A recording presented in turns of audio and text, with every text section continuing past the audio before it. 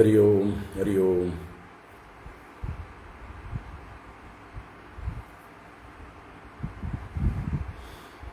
ഓം ശുക്ലാംബരധരം വിഷ്ണും ശശിവർണം ചതുർഭുജം പ്രസന്നവദനം ധ്യായേത് സർവവിഘ്നോപശാന്തയേ. ഗുരവേ സർവലോകാനാം വിഷജേ ഭവരോഗിണാം നിധയേ സർവവിദ്യാനാം ദക്ഷിണാമൂർത്തയേ നമഃ. ജന്മാദ്യസ്യ യതോന്മയാദിതരതശ്ചാർത്തേഷ്വഭിജ്ഞസ്വരാട് തേനേ ബ്രഹ്മഹൃദായ ആദികവയേ മുഹ്യന്തി യത്സൂരയഃ. തേജോ വാരിമൃതാം യദാ വിനിമയോ യത്ര ത്രിസർഗോ മൃഷാ ധാംനാ സ്വേന സദാ നിരസ്തകുഹകം സത്യം പരം ധീമഹി. ധർമ്മഃ പ്രോജ്ജിതകൈതവോത്ര പരമോ നിർമ്മത്സരാണാം സതാം വേദ്യം വാസ്തവമത്ര വസ്തുശിവദം താപത്രയോന്മൂലനം.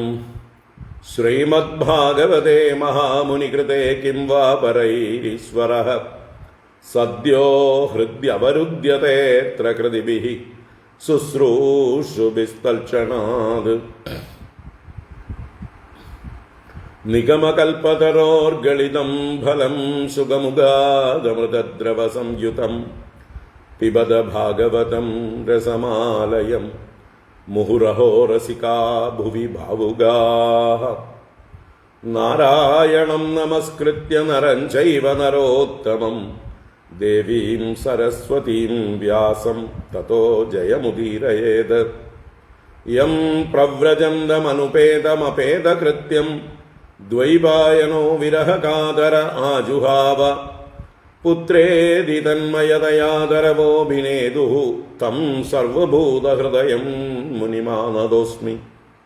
യസ്വാനുഭാവമഖിലശ്രുതിസാരമേകം അധ്യാത്മദീപമതിഥിദീർഷതാം തമോന്തം സംസാരിണാം കരുണയാഃ പുരാണഗുഹ്യം തം വ്യാസസൂനുമുപയാമി ഗുരും മുനീനാം.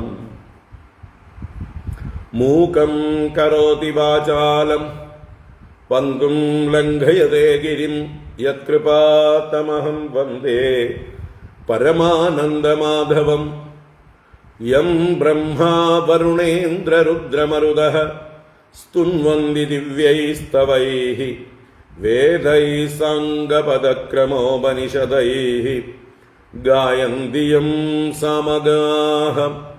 ധ്യാനാവസ്ഥിതതദ്ഗതേന മനസാ പശ്യന്തി യം യോഗിനോ യസ്യാന്തം ന വിദുഃ സുരാസുരഗണാഃ. ദേവായ തസ്മൈ നമഃ.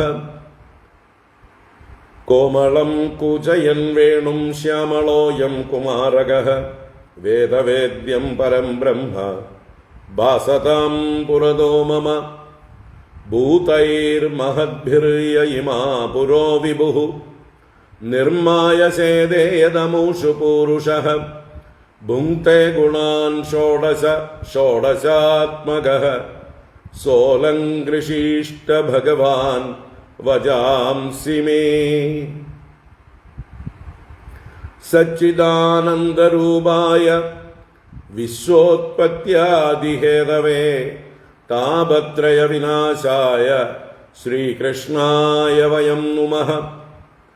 കൃഷ്ണായ വാസുദേവായ ഹരയേ പരമാത്മനെ പ്രണതക്ലേശനാശായ ഗോവിന്ദായ നമോ നമഃ. കൃഷ്ണായ വാസുദേവായ ദേവകീനന്ദനായ ച നന്ദഗോപകുമാരായ ഗോവിന്ദായ നമോ നമഃ. നമഃ പങ്കജനാഭായ നമഃ പങ്കജമാലിനേ നമഃ പങ്കജനേത്രായ നമസ്തേ പങ്കജാംഗ്രയേ.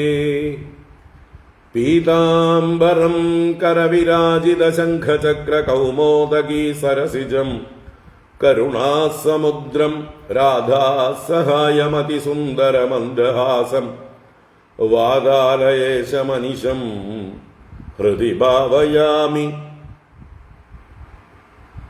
വാതാലയേശമനിശം പ്രതിഭാവയാമി. ഓം നമോ ഭഗവതേ വാസുദേവായ. ഓം നമോ നാരായണായ.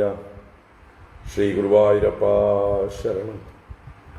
ഓം നമഃ പരമഋഷിഭ്യോ നമഃ പരമഋഷിഭ്യഃ. ശ്രീ ഗുരുഭ്യോ നമഃ.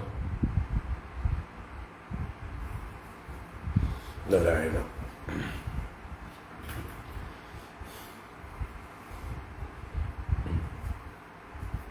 നാരായണ.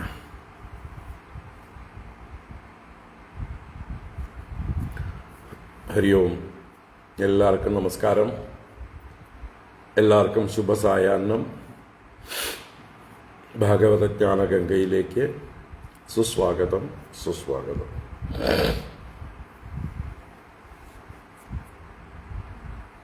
നാരായണ.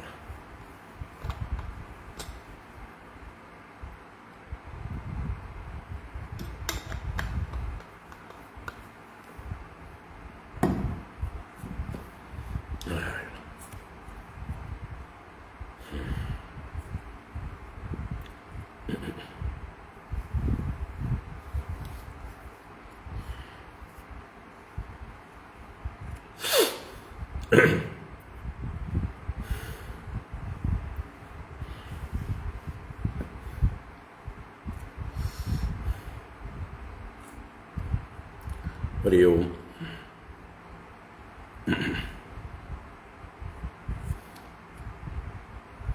ഇന്ന് രാവിലെ നമ്മുടെ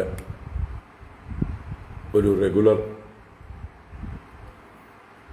സ്റ്റുഡൻറ്റ് ദേഹത്യാഗം ചെയ്തിട്ടുണ്ട്. പ്രായമായിട്ടുള്ളവരാണ്. അടുത്ത കാലത്ത് ശതാഭിഷേകം കഴിഞ്ഞവരാണ്. ഒരു ശ്രീദേവി അന്തർജനം, നമ്മുടെ തിരുവനന്തപുരം ശ്രീദേവി അന്തർജനം അല്ല, ആരും പെട്ടെന്ന് തെറ്റിദ്ധരിക്കരുത്. കൂത്താട്ടുകുളം ഭാഗത്ത്, എറണാകുളം കൂത്താട്ടുകുളം ഭാഗത്തു നിന്നുള്ള ഒരു ശ്രീദേവി അന്തർജനമുണ്ട്. അവർ മുടങ്ങാതെ കാത്തിരിക്കുന്നവരാണ് നമ്മുടെ ക്ലാസ്സുകൾക്ക് വേണ്ടി. കഴിഞ്ഞ മാസവും മറ്റാണ് അവരുടെ ശതാഭിഷേകം കഴിഞ്ഞത്. അവരുടെ സഹോദരി സുശീല അന്തർജനം, അവരും സ്ഥിരം നമ്മുടെ ഓൺലൈൻ സ്റ്റുഡൻ്റാണ്. സുശീലാജി കൽക്കട്ടയിലാണുള്ളത്. ഇപ്പോൾ നാട്ടിലുണ്ടോ അറിയില്ല, ജ്യേഷ്ഠത്തിയുടെ സുഖമില്ലായ്മ കൊണ്ട്. അവർക്ക് വേണ്ടി നമുക്ക് പ്രാർത്ഥിക്കാം. തീർച്ചയായിട്ടും വളരെ ധന്യയായിട്ടുള്ളൊരു അമ്മയായിരുന്നു. കമ്മിറ്റഡായിട്ടുള്ള ഒരു ഭാഗവത പഠിതാവായിരുന്നു.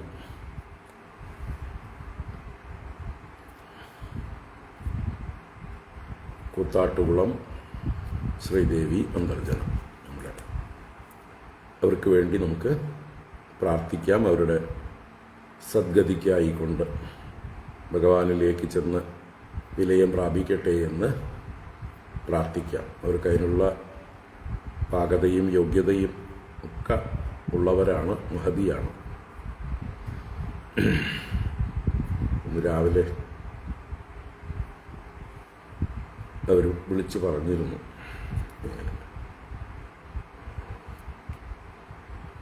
എന്താ പറയുക, ഇടക്കാലത്ത് നമ്മുടെ ക്ലാസ്സുകൾ ഇല്ലാതിരുന്നപ്പോഴും അവർ എന്താ പറയുക കാത്തിരിക്കുന്ന ആ ഒരു സ്വഭാവമായിരുന്നു. ഇന്നലെ വൈകിട്ടത്തെ അവർക്ക് കേൾക്കാൻ പറ്റിയിട്ടില്ല. അവർ ഹോസ്പിറ്റലൈസ്ഡ് ആയിരുന്നു. എറണാകുളം രാജഗിരി ഹോസ്പിറ്റലിൽ വെച്ച് ആണ് അവരുടെ അന്ത്യസമയം. നമുക്കെല്ലാവർക്കും അവർക്ക് വേണ്ടി പ്രാർത്ഥിക്കാം. ഭഗവാന്റെ പാതാരവിന്ദങ്ങളിൽ വിലയം പ്രാപിക്കട്ടെ. ഓം നമോ ഭഗവതേ വാസുദേവായ. ഓം നമോ നാരായണായ. ശ്രീ ഗുരുവായൂരപ്പ ശരണം. നാരായണ.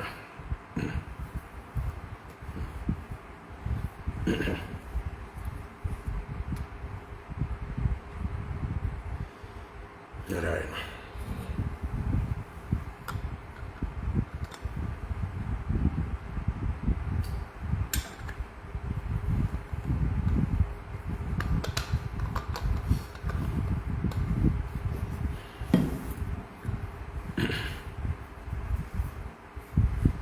നാരായണ.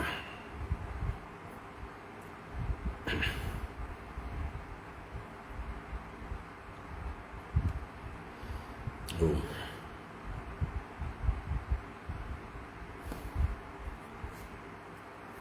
നമുക്ക് ഭാഗവത ജ്ഞാനഗംഗയിലേക്ക് വരാം. ഭാഗവത ജ്ഞാനഗംഗ ദശമസ്കന്ധം 87-ാം അധ്യായമാണ് നമ്മൾ കണ്ടുകൊണ്ടിരിക്കുന്നത്.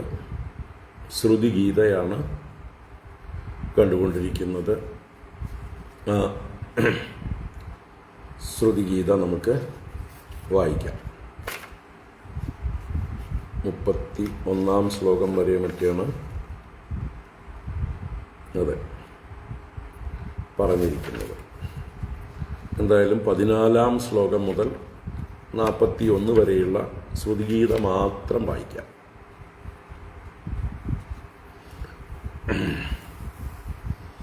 ഓം നമോ ഭഗവതേ വാസുദേവായ. അഥ ശ്രീമദ്ഭാഗവതേ ദശമസ്കന്ധേ 87-തമോऽധ്യായഃ. ശ്രുതയ ഊജുഃ. ജയ ജയ ജഹ്യജാം അജിതദോഷഗൃഭീതഗുണാം ത്വമസി യദാത്മനാ സമവരുദ്ധ സമസ്തഭഗഃ.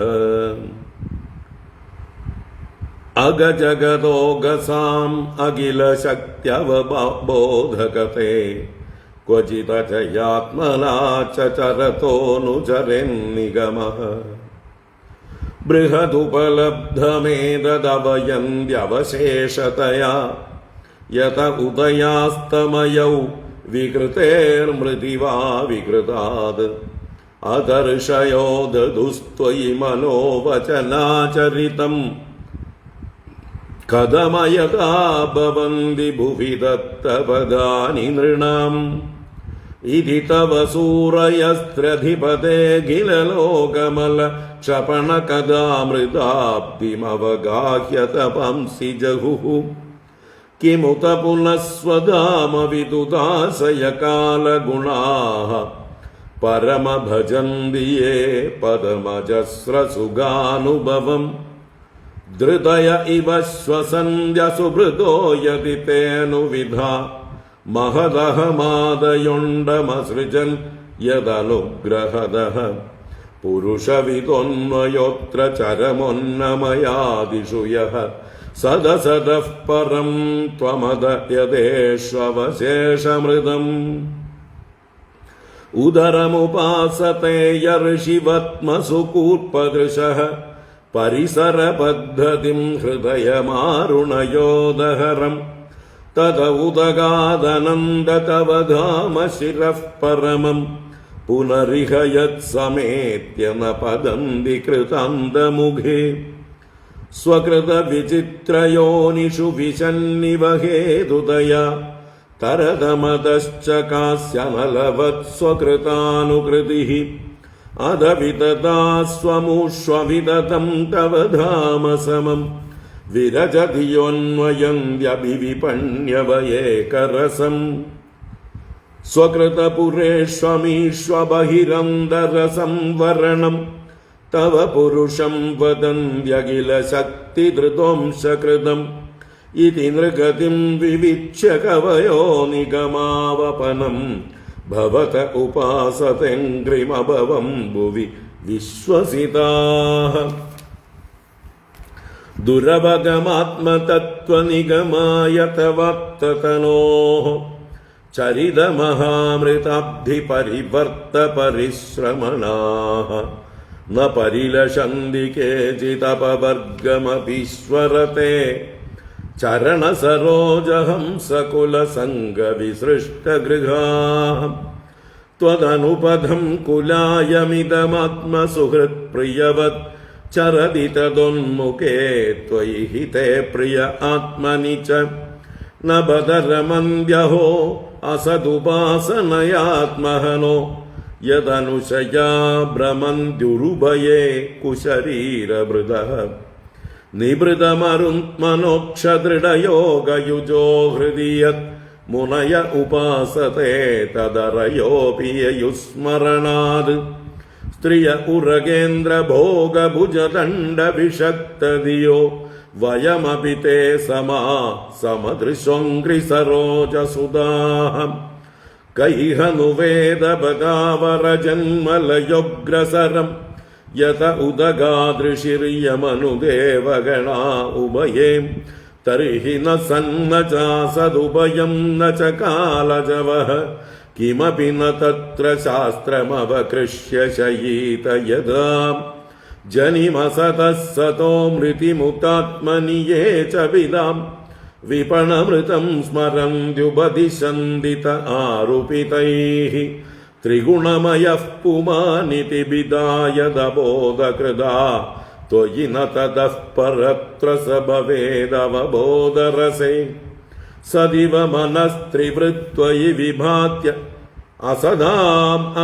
അസദാമനുജാത് സദഭിമൃശന്ത്യശേഷമിദമാത്മതയാത്മവിദഃ ന ഹി വികൃതിം ത്യജന്തി കനകസ്യ തദാത്മതയാ സ്വകൃതമനുപ്രവിഷ്ടമിദമാത്മതയാവസിതം തവ പര്യേ ചരന്ത്യഖില സത്വനികേതതയാ തൗദപദക്രമന്ത്യവിഗണയ്യ ശിരോ നിഹൃദേഃ പരിവയസേ പശൂനിവ ഗിരാ വിബുധാനഭിതാൻ ത്വയി കൃതസൗഹൃദാ ഖലു പുനന്തി നയേ വിമുഖാഃ ത്വമകരണസ്വരാടഖിലകാരകശക്തിധരഃ തവ ബലിമുദ്വഹന്തി സമദന്ത്യജയാ നിമിഷാഃ വർഷഭുജോകിലക്ഷിതിപതേരിവ വിശ്വസൃജോ വിദധതി യത്ര യേ ത്വധികൃതാ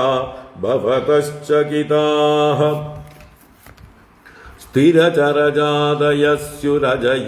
സ്ഥിരചരജാതയസ്യുരജയോക്തനിമിത്തയുജോ വിഹര ഉദീക്ഷയാ യദി പരസ്യ വിമുക്തതതഃ ന ഹി പരമസ്യ കശ്ചിദപരോ ന പരശ്ച ഭവേത് വിയത ഇവാപദസ്യ തവ ശൂന്യതുലാം ദദതഃ അപരിമിതാ ധ്രുവാസ്തനുഭൃതോ യദി സർവഗതാഃ തർഹി ന ശാസ്യതേതി നിയമോ ധ്രുവനേതരദാ അജനിജയന്മയം തദ വിമുച്യ നിയന്ത്രഭവേത് സമമനുജാനതാം യദമതം മദദുഷ്ടതയാ ന ഗഡത ഉദ്ഭവ പ്രകൃതി പൂരുഷയോ രജയോഃ ഉഭയയുജാ ഭവന്ത്യസുഭൃതോ ജലബുദ്ബുദവത് ത്വയി തയി മേ തതോ വിവിധ നാമഗുണൈഃ പരമേ സരിത ഇവാർണവേ മധുനി ലില്യുരശേഷരസാഃ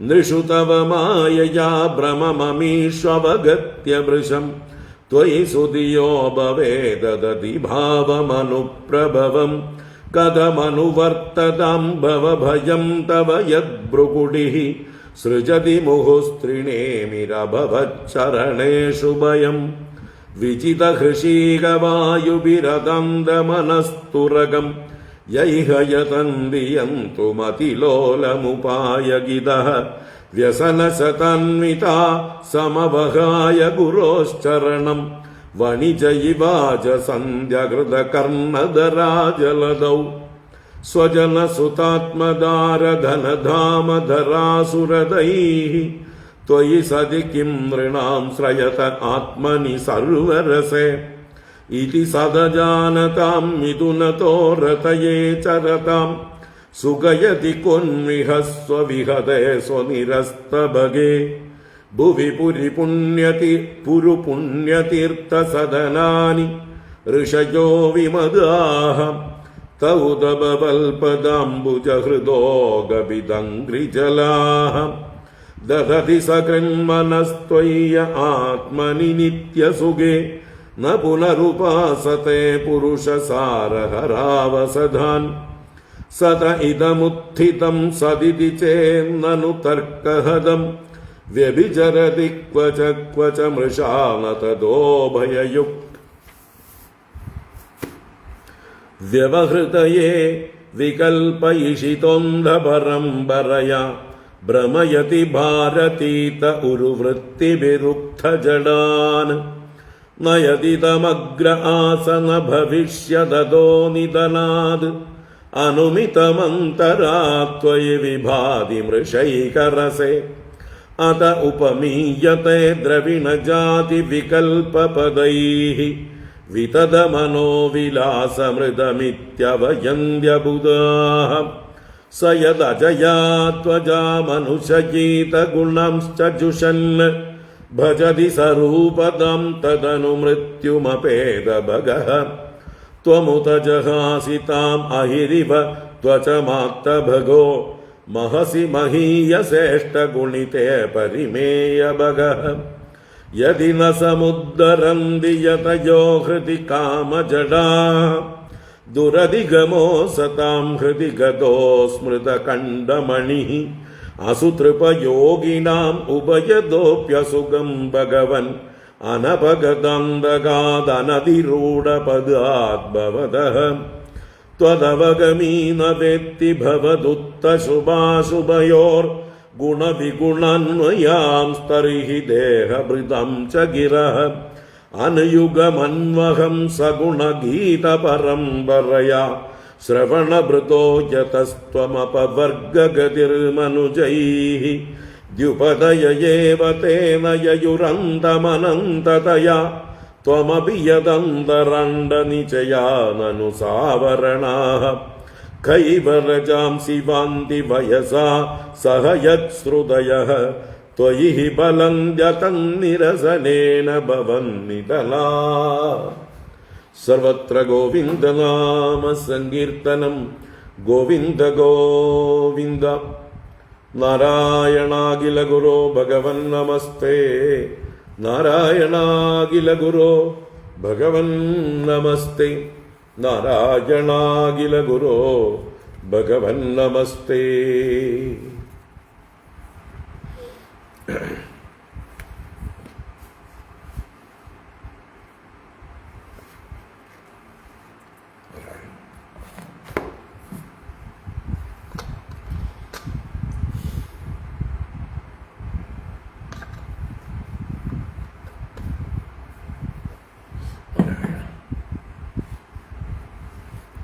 എല്ലാവർക്കും ഒരിക്കൽ കൂടെ നമസ്കാരം. എല്ലാവർക്കും ശുഭസായാഹ്നം. ഭാഗവത ജ്ഞാനഗംഗയിലേക്ക്, ശ്രുതിഗീതയിലേക്ക് സുസ്വാഗതം. ശ്രുതിഗീതയുടെ 13ാം എപ്പിസോഡാണ് നമ്മൾ കണ്ടുകൊണ്ടിരിക്കുന്നത്.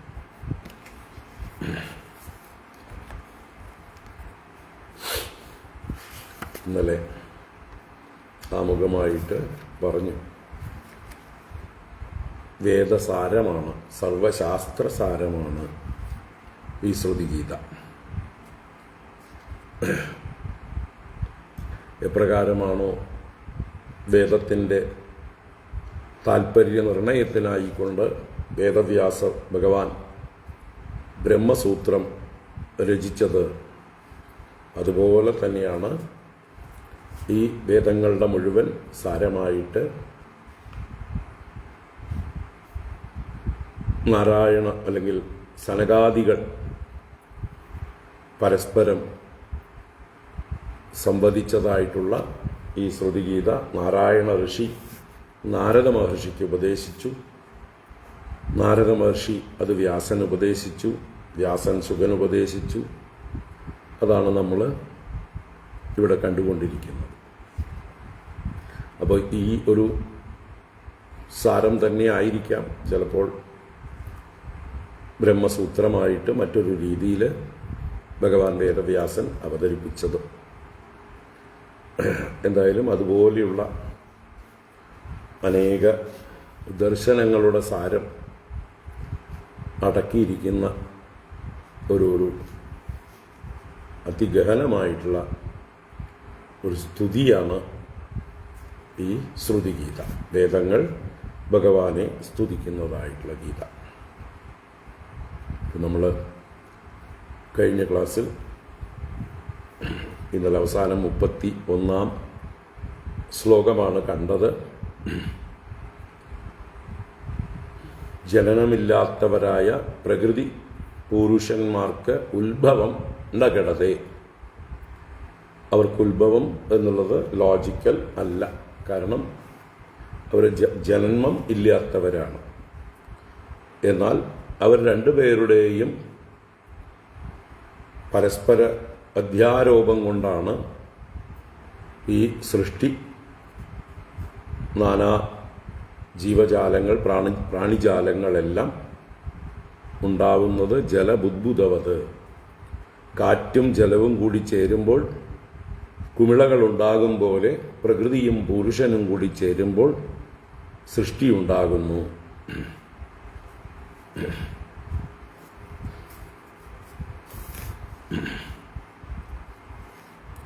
എപ്രകാരമാണോ ഒരു ഇരുമ്പിൻ്റെ ഗോളത്തിൽ അഗ്നി പ്രവേശിച്ചു കഴിയുമ്പോൾ, അല്ലേ, ഇരുമ്പിൻ്റെ ഗോളത്തെ എപ്പോഴും അഗ്നിയിലിട്ട് ചൂടാക്കിക്കൊണ്ടിരുന്നാൽ അഗ്നിയുടെ ധർമ്മങ്ങളെല്ലാം ആ ഇരുമ്പിൻ്റെ ഗോളത്തിലേക്ക് സന്നിവേശിക്കപ്പെടും. ഇരുമ്പിൻ്റെ ഗോളത്തിൻ്റെ ആ ആകൃതി അഗ്നിക്കും ഉണ്ടാകും. അഗ്നിക്ക് വാസ്തവത്തിൽ ആകൃതിയില്ല. അത് ഏത് വസ്തുവിനെ ദഹിപ്പിക്കുന്നുവോ അതിൻ്റെ ആകൃതിയിലാണ് അഗ്നി കാണപ്പെടുക. ഇരുമ്പോ അത് കറുത്തതും തണുത്തതുമായിട്ടുള്ള ഒരു ദ്രവ്യമാണ്, അല്ലേ? എന്താ പറയുക, കാഠിന്യമേറിയ, നല്ലതുപോലെ സ്വഭാവം തണുത്തതും കറുപ്പ് നിറമുള്ളതുമായിട്ടുള്ളൊരു വസ്തുവാണ് ഇരുമ്പ്. അത് ഇരുമ്പിൻ്റെ ഗോളാകൃതിയാണെങ്കിൽ അതങ്ങനെ കറുത്ത് ഇരിക്കേണ്ടതാണ്, തണുത്തിരിക്കേണ്ടതാണ്. എന്നാൽ അതിനെ നിരന്തരം അഗ്നിയോട് സമീപം വെച്ച് കഴിഞ്ഞാൽ അഗ്നി അതിലേക്ക് പകർന്ന് അഗ്നിയുടെ ധർമ്മങ്ങളായ ചൂടും അതിൻ്റെ തേജസ്സും അതിൻ്റെ ആ പ്രകാശവും എല്ലാം ആ ഇരുണ്ട കറുത്ത ഗോളത്തിലേക്ക് പകർന്നു കിട്ടുന്നു. അതുപോലെ ആകൃതിയില്ലാത്ത അഗ്നി ആ ഇരുമ്പ് ഗോളത്തിൻ്റെ ആകൃതിയെ സ്വീകരിക്കുന്നു. ഇതുപോലെയാണ് പ്രകൃതി പുരുഷ പരസ്പര അധ്യാസം. അങ്ങനെ പ്രകൃതിയുടെ ധർമ്മങ്ങളെല്ലാം പുരുഷനിൽ അധ്യസിക്കപ്പെടുന്നു, പുരുഷന്റെ ധർമ്മങ്ങൾ പ്രകൃതിയിലും അധ്യസിക്കപ്പെടുന്നു. പ്രകൃതി സ്വതവേ ജഡമാണ്, പുരുഷനോ അത് ചൈതന്യ സ്വരൂപമാണ്. അത് പുരുഷന്റെ ചൈതന്യം എന്നുള്ളത് അത് പരിമിതമായിട്ടുള്ളതല്ല. എങ്കിലും ഈ ശരീരമാകുന്ന ഉപാധിയിലൂടെ പരിമിതമെന്നതുപോലെ തോന്നുകയാണ്. അപ്പം അങ്ങനെ പ്രകൃതി പുരുഷ പരസ്പര അധ്യാസം കൊണ്ടാണ് ജലബുദ്ബുദവത് സൃഷ്ടി ഉണ്ടാകുന്നത് എന്ന് പറഞ്ഞു. അവസാനം ഇതെല്ലാം അങ്ങയിൽ തന്നെയാണ് വന്ന് ലയിക്കുന്നതും. നദികളെല്ലാം അർണവത്തിൽ ചെന്ന് ലയിച്ച് ഒന്നായി തീരുന്നത് പോലെ, അല്ലെങ്കിൽ വിവിധങ്ങളായ പുഷ്പങ്ങളിൽ നിന്ന് തേനീച്ചകൾ സംഭരിച്ചതായിട്ടുള്ള അതിൻ്റെ രസം, പുഷ്പരസങ്ങൾ ഒന്നിച്ച് തേനായിത്തീരുന്നത് പോലെ എല്ലാം ആനന്ദരസമായി അങ്ങയിലേക്ക് വന്നു ചേരുന്നു എന്ന് നമ്മുടെ ചതുശ്ലോകി ഭാഗവതത്തിലെ അഹമേവാസ്യമേവാഗ്രേ നാന്യത് യത് സദസത് പരം പശ്ചാദഹം യഥേതച്ഛ യോവശിഷ്യേത സോസ്മ്യഹം എന്ന ആശയം ഇവിടെ ശ്രുതിഗീതയിലും ഈ രീതിയിൽ അവതരിപ്പിക്കപ്പെട്ടു. അതാണ് നമ്മൾ ഇന്നലെ അവസാനം കണ്ട ശ്ലോകം. ഇനി നമ്മൾ 32-ാം ശ്ലോകം കാണാം.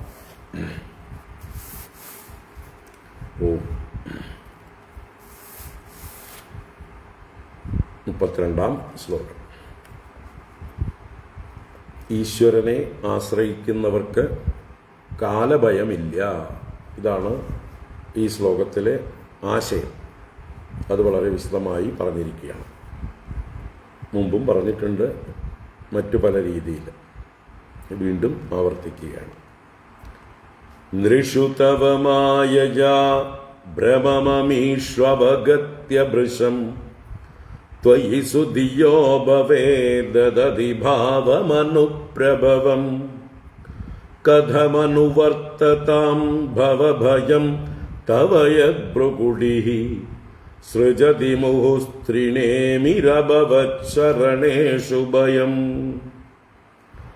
നൃഷു തവ മായയാ ഭ്രമമമീഷ്വവഗത്യ ഭൃശം ത്വയി സുധിയോ ഭവേദധിഭാവമനുപ്രഭവം കഥമനുവർത്തതാം ഭവഭയം തവ യദ്ഭൃഗുഡിഃ സൃജതി മുഹുസ്ത്രിണേമിരഭവച്ചരണേഷു ഭയം. നൃഷു തവ മായയാ ഭ്രമം അമീഷു അവഗത്യ ഭൃശം ത്വയി സുധിയോ അഭവേ ദദതി ഭാവം അനുപ്രഭവം കഥം അനുവർത്തതാം ഭവഭയം തവ യത് ഭൃഗുഡിഃ സൃജതി മുഹുഃ ത്രിണേമിഃ അഭവത് ചരണേഷു ഭയം.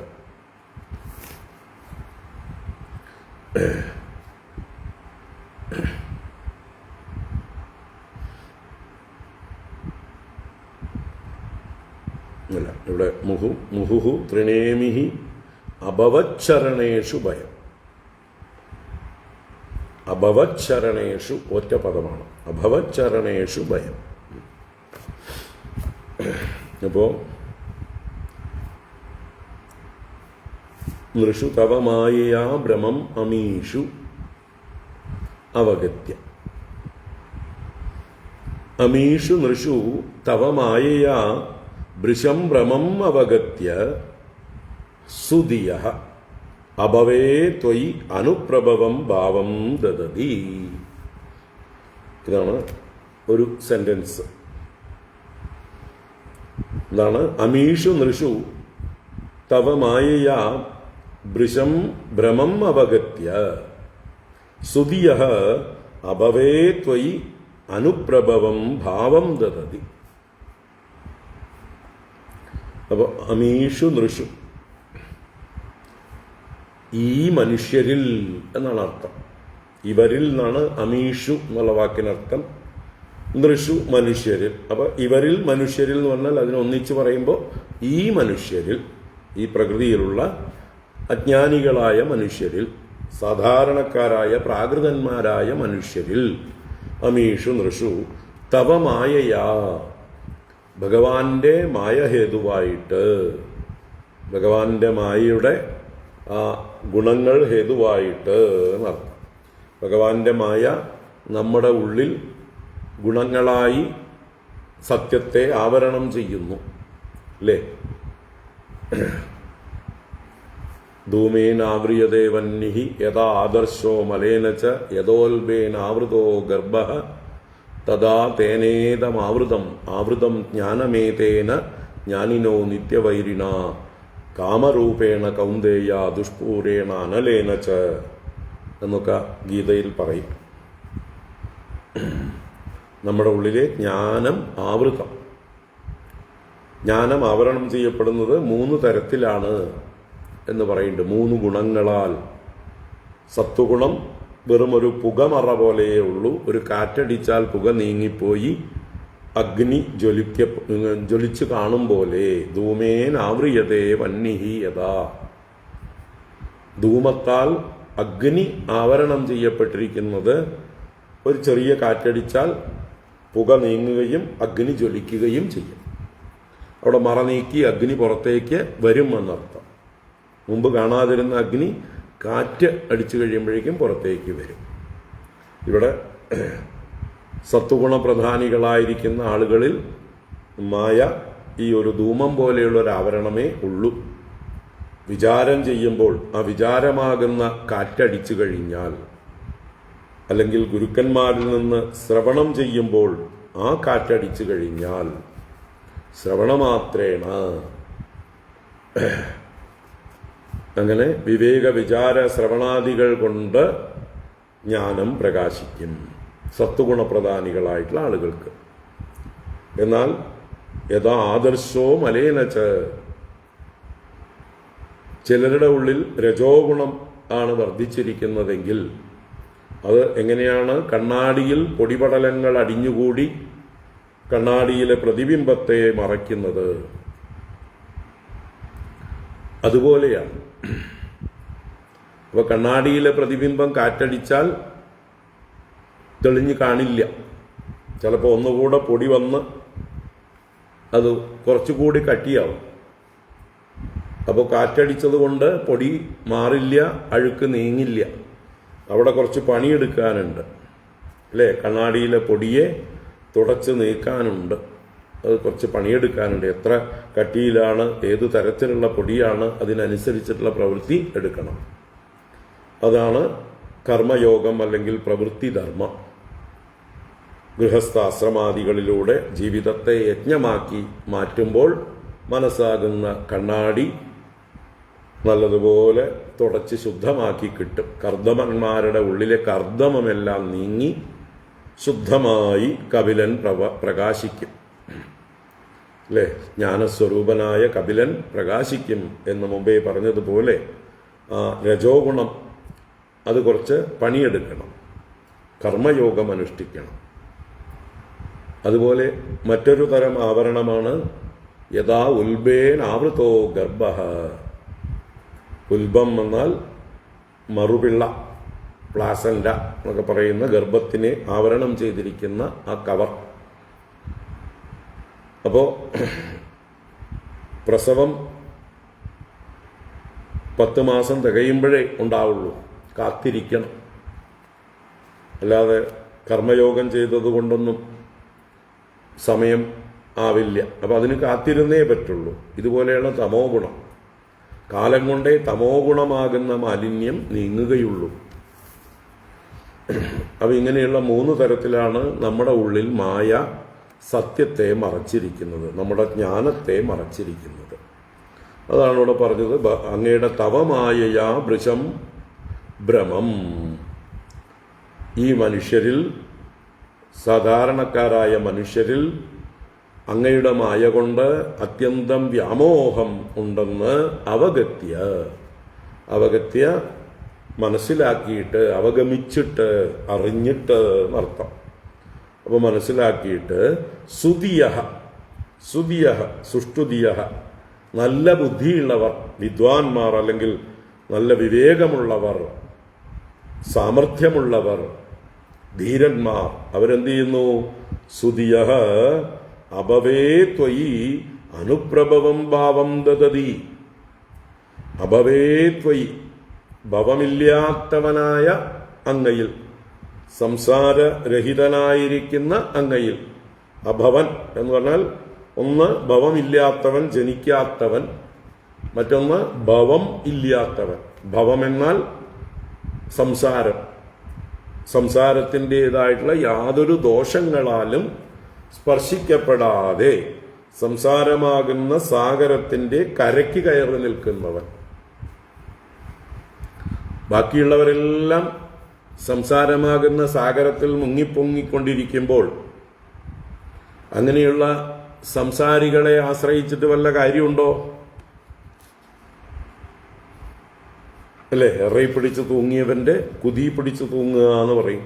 അതുപോലെ ഇവിടെ മുങ്ങിക്കൊണ്ടിരിക്കുന്നവനെ മറ്റൊരു മുങ്ങിക്കൊണ്ടിരിക്കുന്നവൻ പിടിച്ചിട്ട് രണ്ടുപേരും കൂടി മുങ്ങുക എന്ന് മാത്രമേ ഉള്ളൂ. അപ്പം അതുകൊണ്ട് നമ്മൾ ആഴത്തിൽ മുങ്ങി മരിക്കാൻ പോവുകയാണെങ്കിൽ നമ്മൾ ശരണം പ്രാപിക്കേണ്ടത് കരയ്ക്ക് സുരക്ഷിതനായി നിൽക്കുന്ന ആരെങ്കിലുമാണ്. ഇതിൻ്റെ കര കയറിയവരെയാണ് ശരണം പ്രാപിക്കേണ്ടത്. അപ്പോൾ അവരെന്തെങ്കിലും ഒരു ഉപായം, ഒരു തോണിയോ ഒരു ചങ്ങാടമോ കപ്പലോ എന്തെങ്കിലുമായിട്ട് വരികയോ, ഒരു കയറെങ്കിലും നമുക്ക് ദൂരത്തു നിന്ന് എറിഞ്ഞു തരികയോ, അല്ലെങ്കിൽ ഏതെങ്കിലും തരത്തിലുള്ള ലൈഫ് ജാക്കറ്റോ ലൈഫ് ബോട്ടോ, ഒരു ടയറിൻ്റെ ട്യൂബ് കാറ്റ് നിറച്ചിട്ടോ, അല്ലേ, എങ്ങനെയെങ്കിലുമൊക്കെ അവർ കരയ്ക്ക് നിൽക്കണം. അവർ സ്വന്തം സേഫായിരിക്കണം. ഈ മുങ്ങിച്ചാവാൻ പോകുന്നവരെ പിടിക്കാൻ പോകുന്നവർ വളരെ സൂക്ഷിക്കണം, അല്ലേ? സൂക്ഷിക്കാതെ ചെന്നു കഴിഞ്ഞാൽ ആ മുങ്ങിച്ചാവാൻ പോകുന്നവൻ വെപ്രാളത്തിൽ ഇയാളെ പിടിച്ച് താഴ്ത്തിക്കളയും.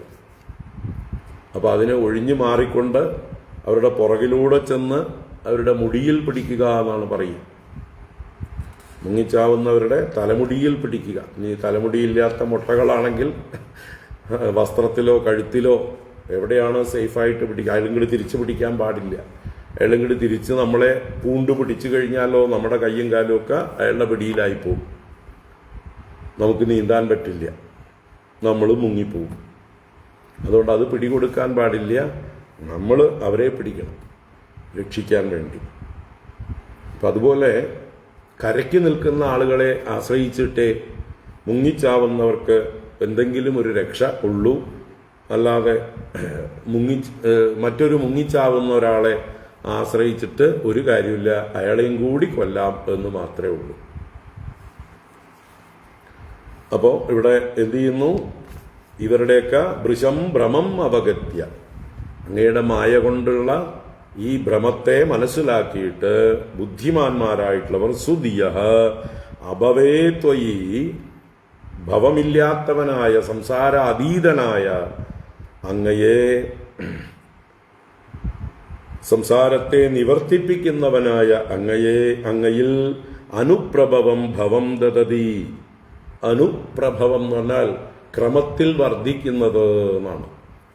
വീണ്ടും വീണ്ടും വർദ്ധിച്ചു വരുന്നതായിട്ടുള്ള ആ ഭാവത്തെ ദദതി. ഭാവം എന്നാൽ ഭക്തിഭാവം. ഭക്തിഭാവത്തെ ധരിക്കുന്നു. അപ്പോൾ വിവേകികളായിട്ടുള്ളവർ, ലോകത്തിലുള്ള ആളുകളൊക്കെ ഈ സംസാരത്തിൽ മുങ്ങിച്ചാവുന്നത് കാണുമ്പോൾ കണ്ടറിയുന്നവരാണ്. കണ്ടറിയാത്തവരാണ് കൊണ്ടറിഞ്ഞുകൊണ്ടിരിക്കുന്നത്. കണ്ടാലും കൊണ്ടാലും അറിയാത്ത കൂട്ടരുമുണ്ട്. അത്യന്ത തമോഗുണികൾ. അവരുടെ കാര്യം ഒരു രക്ഷയില്ല അടുത്ത കാലത്തൊന്നും. കണ്ടാലും കൊണ്ടാലും അറിയാത്തവരുടെ കാര്യം കഷ്ടമാണ്. കൊണ്ടറിയുന്നവർ കൊണ്ടിട്ടെങ്കിലും പാഠം പഠിച്ചാൽ അവർ രക്ഷപ്പെടാനായിട്ട് നോക്കും. കണ്ടറിയുന്നവരാണ് ഇവിടെ പറഞ്ഞ സുധികൾ എന്ന് പറയുന്നത്. എല്ലാവരും സംസാരത്തിൽ മുങ്ങിച്ചാവുന്നത് കാണുമ്പോൾ ഞാൻ അതുപോലെ ആവരുത് എന്ന് കരുതി അതിൽ നിന്ന് രക്ഷപ്പെടാനായിട്ട് ശ്രമിക്കുന്നവരാണ് സുധിയ.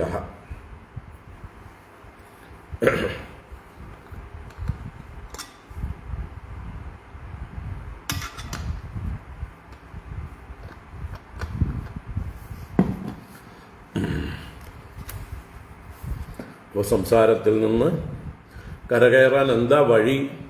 ഭഗവാനിൽ ഭക്തി വളർത്തുക. ഇത് ഭഗവാൻ തന്നെ ഗീതയിൽ 7-ാം അധ്യായത്തിൽ ഉപദേശിച്ചിട്ടുണ്ട്. എന്താണ്? ദൈവീ ഹേഷാ ഗുണമയീ മമ മായാ ദുരത്യയാ മാമേവ യേ പ്രപദ്യന്തേ മായാം ഏതാം തരന്തി തേ. ദൈവീ ഹേഷാ ഗുണമയീ മമ മായാ. എന്റെ മായ ഏഷാ മായാ ഗുണമയീ, ത്രിഗുണാത്മിക. ദൈവീ ഭഗവാന്റേതാണ്, ഈശ്വരൻ്റേതാണ് ആ ശക്തി. അത് ദുരത്യയാണ്, തരണം ചെയ്യുവാൻ പ്രയാസമേറിയതാണ്. എന്നാൽ മാമേവയെ പ്രപദ്യന്തേ, ആരാണോ എന്നെ തന്നെ ശരണം പ്രാപിക്കുന്നത്, മായാം ഏതാം തരന്തി തേ അവര് ഭഗവാനെ തന്നെ ശരണം പ്രാപിക്കുന്ന ഭഗവത് ഭക്തന്മാർ ഏതാം മായാം തരന്തി, ഈ മായയെ തരണം ചെയ്യുന്നു. അപ്പൊ മായയെ തരണം ചെയ്യാനുള്ള വഴി എന്താ? മായാനാഥനെ തന്നെ ശരണം പ്രാപിക്കുക. അല്ലേ? പല പ്രാവശ്യം പറഞ്ഞിട്ടുള്ള കാര്യം തന്നെയാണ് ഇത്. വളരെ എന്താ പറയുക, ഈ ഒരു ശ്രുതിഗീതയുടെ ഭാഷ അല്പം വളച്ചു കെട്ടിയ ഭാഷയാണ്. അതുകൊണ്ടാണത് ഗ്രഹിക്കാൻ പ്രയാസം. അതിലെ ആശയം സിമ്പിളാണ്, പക്ഷെ കുറച്ച് ഭാഷയുടെ ഒരു എന്താ പറയുക സങ്കീർണത, അവതരണത്തിൻ്റെ സങ്കീർണത, അതുകൊണ്ട് മാത്രമുള്ള ഒരു പ്രയാസമേ ഉള്ളൂ. അപ്പോൾ ആ പദങ്ങളെയൊക്കെ കൃത്യമായിട്ട് അന്വയിച്ചാൽ, വിന്യസിച്ചാൽ, മുറിച്ച് അർത്ഥം നോക്കിക്കഴിഞ്ഞാൽ വ്യക്തമാകും എന്ന് പറയാം. ആ അന്വയമാണ് ഇവിടെ ഒരു പസിൽ. ഈസി അല്ല എന്ന് പറയാം, അത്രേ ഉള്ളൂ. അപ്പോൾ അഭവേ ത്വയി അനുപ്രഭവം ഭാവം ദദതി. സംസാരം ബാധിക്കാത്തവനും സംസാരത്തെ നശിപ്പിക്കുന്നവനും അഥവാ സംസാരത്തിൽ നിന്ന് കരകയറ്റുന്നവനുമായ അങ്ങയെ ക്രമത്തിൽ വർദ്ധിച്ചു വരുന്നതായിട്ടുള്ള ഭക്തിയെ ധരിക്കുന്നു അങ്ങയിൽ. യത് അഭവച്ഛരണേഷു തവ ഭൃഗുഡിഹി ത്രിണേമിഹി ഭയം മുഹുഹു സൃജതി. അടുത്ത സ്റ്റേറ്റ്മെന്റ്, അഭവച്ഛരണേഷു. ഭവച്ഛരണന്മാര് എന്ന് പറഞ്ഞാൽ ഭഗവാനെ ശരണം പ്രാപിച്ചവർ. ഭവച്ഛരണ അവരുടെ ഷഷ്ഠി ബഹുവചനമാണ് ശരണേഷു. സപ്തമി ബഹുവചനം. ഭവച്ഛരണേഷു എന്ന് പറഞ്ഞാൽ അങ്ങയുടെ ഭക്തന്മാരിൽ. ഇവിടെ എന്താ പറഞ്ഞത്? അഭവച്ഛരണേഷു. അപ്പൊ അതിന്റെ ഓപ്പോസിറ്റായി അങ്ങയുടെ ഭക്തന്മാരല്ലാത്തവരിൽ. എന്തെന്നാൽ അങ്ങയുടെ ഭക്തന്മാരല്ലാത്തവരിൽ, അങ്ങയുടെ പാദങ്ങളെ ശരണം പ്രാപിക്കാത്തവരിൽ ഭൃഗുഡിഹി ത്രിണേമിഹി. ഭൃഗുടി എന്ന് പറഞ്ഞാൽ ഭഗവാന്റെ പുരികക്കൊടികൾ. ഭഗവാന്റെ പുരികക്കൊടികളുടെ ചലനമാണ് കാലത്തെ പ്രവർത്തിപ്പിക്കുന്നത്. ഭഗവാൻ പുരികം അനക്കിയാൽ കാലം പ്രവർത്തിക്കുന്നു, കാലചക്രം പായുന്നു. അപ്പൊ ഭഗവാന്റെ ആ പുരികക്കൊടികളാണ് ഇവിടുത്തെ ഭൃഗുടി. ആ പുരികക്കൊടികളുടെ ചലനമാകുന്ന ത്രിനേമി. ത്രിനേമി എന്നുള്ളത് കാലത്തിന്റെ പര്യായമായിട്ടാണ് ഇവിടെ ഉപയോഗിച്ചിരിക്കുന്നത്. 3 നേമികളോട് അഥവാ 3 ധാരകളോട് കൂടിയതായിട്ടുള്ള ചക്രം. നേമി എന്നാൽ ചക്രമാണ്. ത്രിനേമി 3 ധാരകളുള്ളതായിട്ടുള്ള ചക്രം. 3 തരത്തിലെ അരം പോലെയുള്ള ഭാഗങ്ങളോട് കൂടിയതായിട്ടുള്ള ചക്രം. അപ്പോൾ അത് കാലം. എന്താ ഇവിടുത്തെ 3 നേമി എന്ന് പറഞ്ഞാൽ ഇവിടെ ഉദ്ദേശിച്ചിരിക്കുന്നത് 3 സീസൺ. 6 സീസൺ ഉണ്ടെങ്കിലും അവയെ പൊതുവെ വേണമെങ്കിൽ 3 ആക്കിയും ചുരുക്കാം. ശീതം, ഉഷ്ണം, വർഷം, ഇങ്ങനെ ഇതിന്റെ ഇടകലർന്നിട്ടുള്ള സീസണുകളെയും നമ്മൾ 6 സീസണായിട്ട് പറയുമെങ്കിലും പ്രധാന സീസണുകൾ 3 ശീതപ്രധാനമായ സീസൺ, ഉഷ്ണപ്രധാനമായ സീസൺ, അതുപോലെ വർഷപ്രധാനമായിട്ടുള്ള സീസൺ. മഴയില്ലാത്ത ഉഷ്ണം പ്രധാനമായിരിക്കുന്ന 4 മാസം, മഴ വർഷിക്കുന്ന 4 മാസം, തണുപ്പ് കൂടുതലുള്ളതായിട്ടുള്ള 4 മാസം. അപ്പോൾ അതിൽ തന്നെ ഹേമന്തം, ശിശിരം എന്നൊക്കെ തണുപ്പ് കാലത്തെ 2ആയി തിരിക്കും. അതുപോലെ തന്നെ വസന്തം, ഗ്രീഷ്മം എന്ന് ഉഷ്ണകാലത്തെ തിരിക്കും. ശരത്ത്, വർഷം, ശരത്ത്, ഇങ്ങനെ 2 സീസണുകളെ ഒന്നായിട്ട് പറയാം. വർഷക്കാലമായിട്ട് പറയാം. വർഷത്തിന്റെ കുറച്ച് ഒഴിഞ്ഞ് എക്സ്റ്റെൻഡഡ് ആയിട്ടുള്ള കാലത്താണ് ശരത്ത് എന്ന് പറയുന്നത്. 2നെയും കൂടി ചേർത്ത് അപ്പോഴും മഴയുടെ ഇടയ്ക്കിടയ്ക്ക് മഴ പെയ്യും ശരത്കാലത്തും. അപ്പോൾ ഇങ്ങനെ മൂന്നായിട്ട് തിരിച്ചിരിക്കുന്നു. അതാണ് ശീതം, ഉഷ്ണം, വർഷം. ഇങ്ങനെ മാറി വരുന്ന ഒരു ശക്തമായിട്ടുള്ള സീസണുകളാണ് ഭഗവാന്റെ ആയുധങ്ങളാണിതെല്ലാം. നമ്മളെ ആക്രമിക്കുന്നുണ്ട്, നമ്മളെ പരിക്കേൽപ്പിക്കുന്നുണ്ട്, അല്ലേ? ഉഷ്ണം നമ്മളെ പരിക്കേൽപ്പിക്കുന്നുണ്ട്, നമ്മളെ തപിപ്പിക്കുന്നുണ്ട്.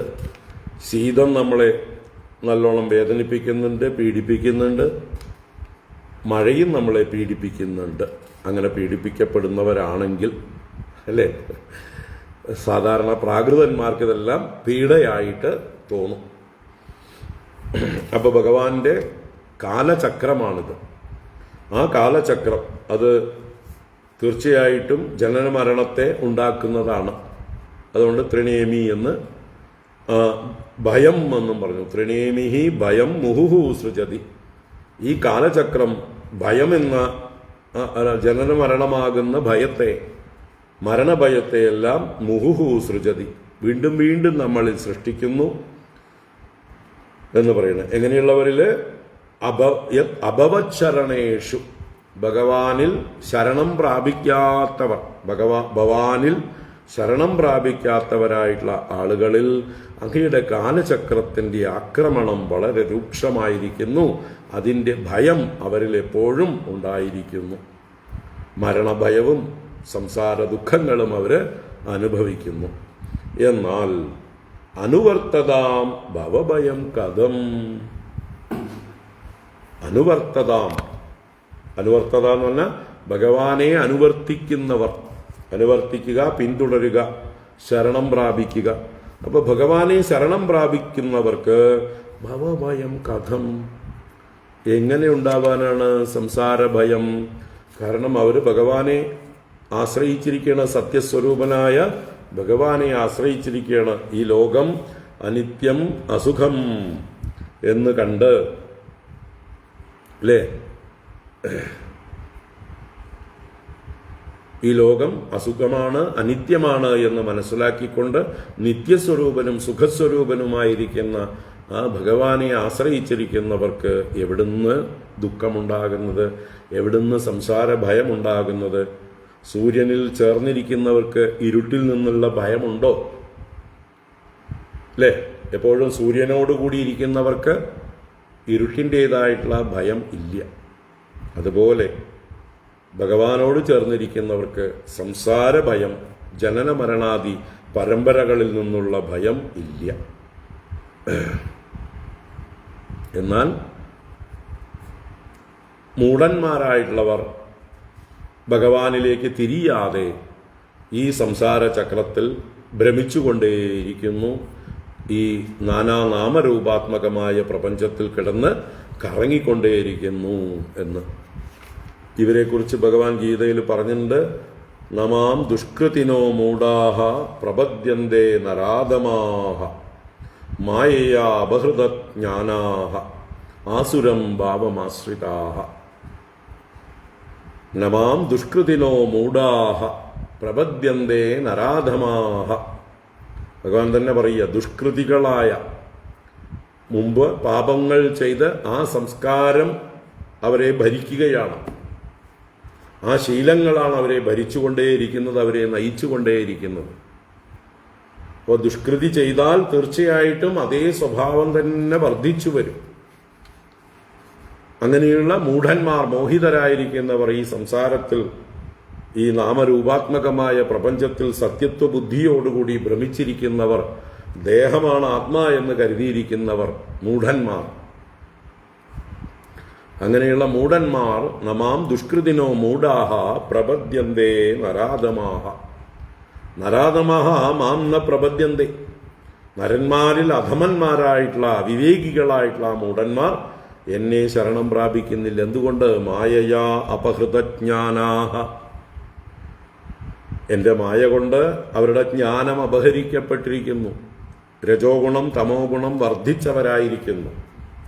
രജോ ഗുണവും തമോ ഗുണവും വർദ്ധിച്ചിരിക്കുന്നവർക്ക് കലങ്ങി മറിഞ്ഞ അന്ധക്കരണമാണ്. അവർക്ക് സത്യത്തെ ദർശിക്കാൻ അടുത്ത കാലത്തൊന്നും സാധിക്കില്ല.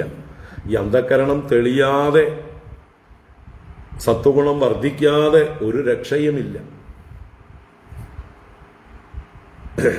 അതുകൊണ്ട് എങ്ങനെയാ സത്വഗുണം വർദ്ധിക്കുക? ഭക്തി കൊണ്ട്. ഭക്തി സത്വഗുണത്തെ വളർത്തി വിദ്യാമായയെ അനുഗ്രഹ രൂപത്തിൽ നമ്മളെ സഹായിക്കുന്നു. വിദ്യാമായ അനുഗ്രഹിക്കുന്നു. ഭഗവാനെ ഭജിക്കാത്തവർക്കോ അവിദ്യാമായ സത്വഗുണവും തമോ ഗുണവും രജോ ഗുണവുമായിട്ട് അവരെ ബന്ധിക്കുന്നു. ഭഗവാനെ ഭജിക്കുന്നവരിൽ വിദ്യാമായയാണ് സത്വഗുണമായിട്ട് പ്രകാശരൂപമായിട്ട് ഈ ജ്ഞാനം നൽകുന്നത്. ഏതു വേണമെങ്കിലും ആർക്കും തിരഞ്ഞെടുക്കാം. ദുഷ്കൃതികളായിട്ടുള്ളവർക്ക് ഭഗവാനെ ഭജിക്കാൻ തോന്നില്ല. അവർ ഈ സംസാരത്തിൽ നിന്നൊരിക്കലും കരകയറുകയില്ല. സുഹൃതികളായിരിക്കുന്ന വിവേകികളായിരിക്കുന്ന ആളുകൾ തീർച്ചയായിട്ടും ഭഗവാനെ ഭജിക്കുന്നു, ഭക്തി വളർത്തുന്നു, സത്വഗുണം വളർത്തുന്നു, വിദ്യാമായയുടെ അനുഗ്രഹം കൊണ്ട് സത്യത്തെ ദർശിക്കുന്നു.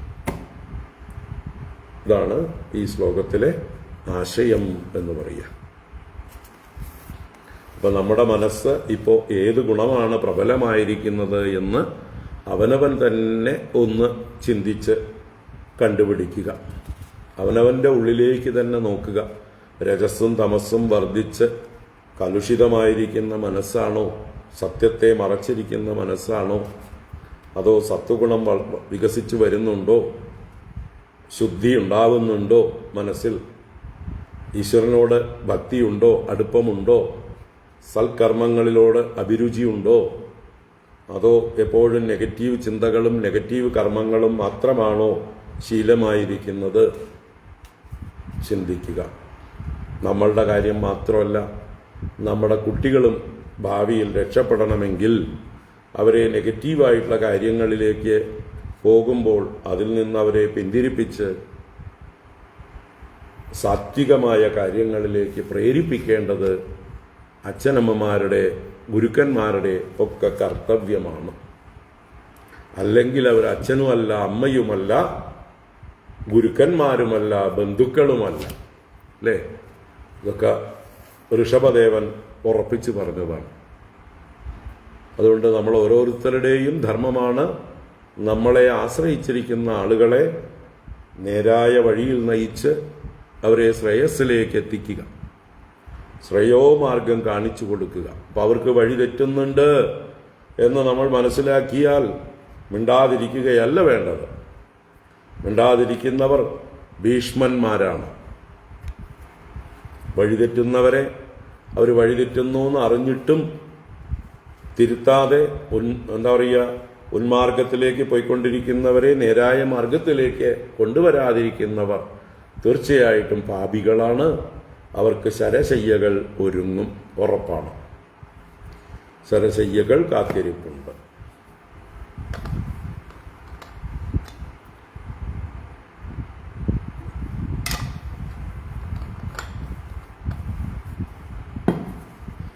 അപ്പോൾ ഈ ശ്ലോകം വ്യക്തമായി എന്ന് കരുതുന്നു. അല്ലേ? എന്താണ് പ്രധാന ആശയം?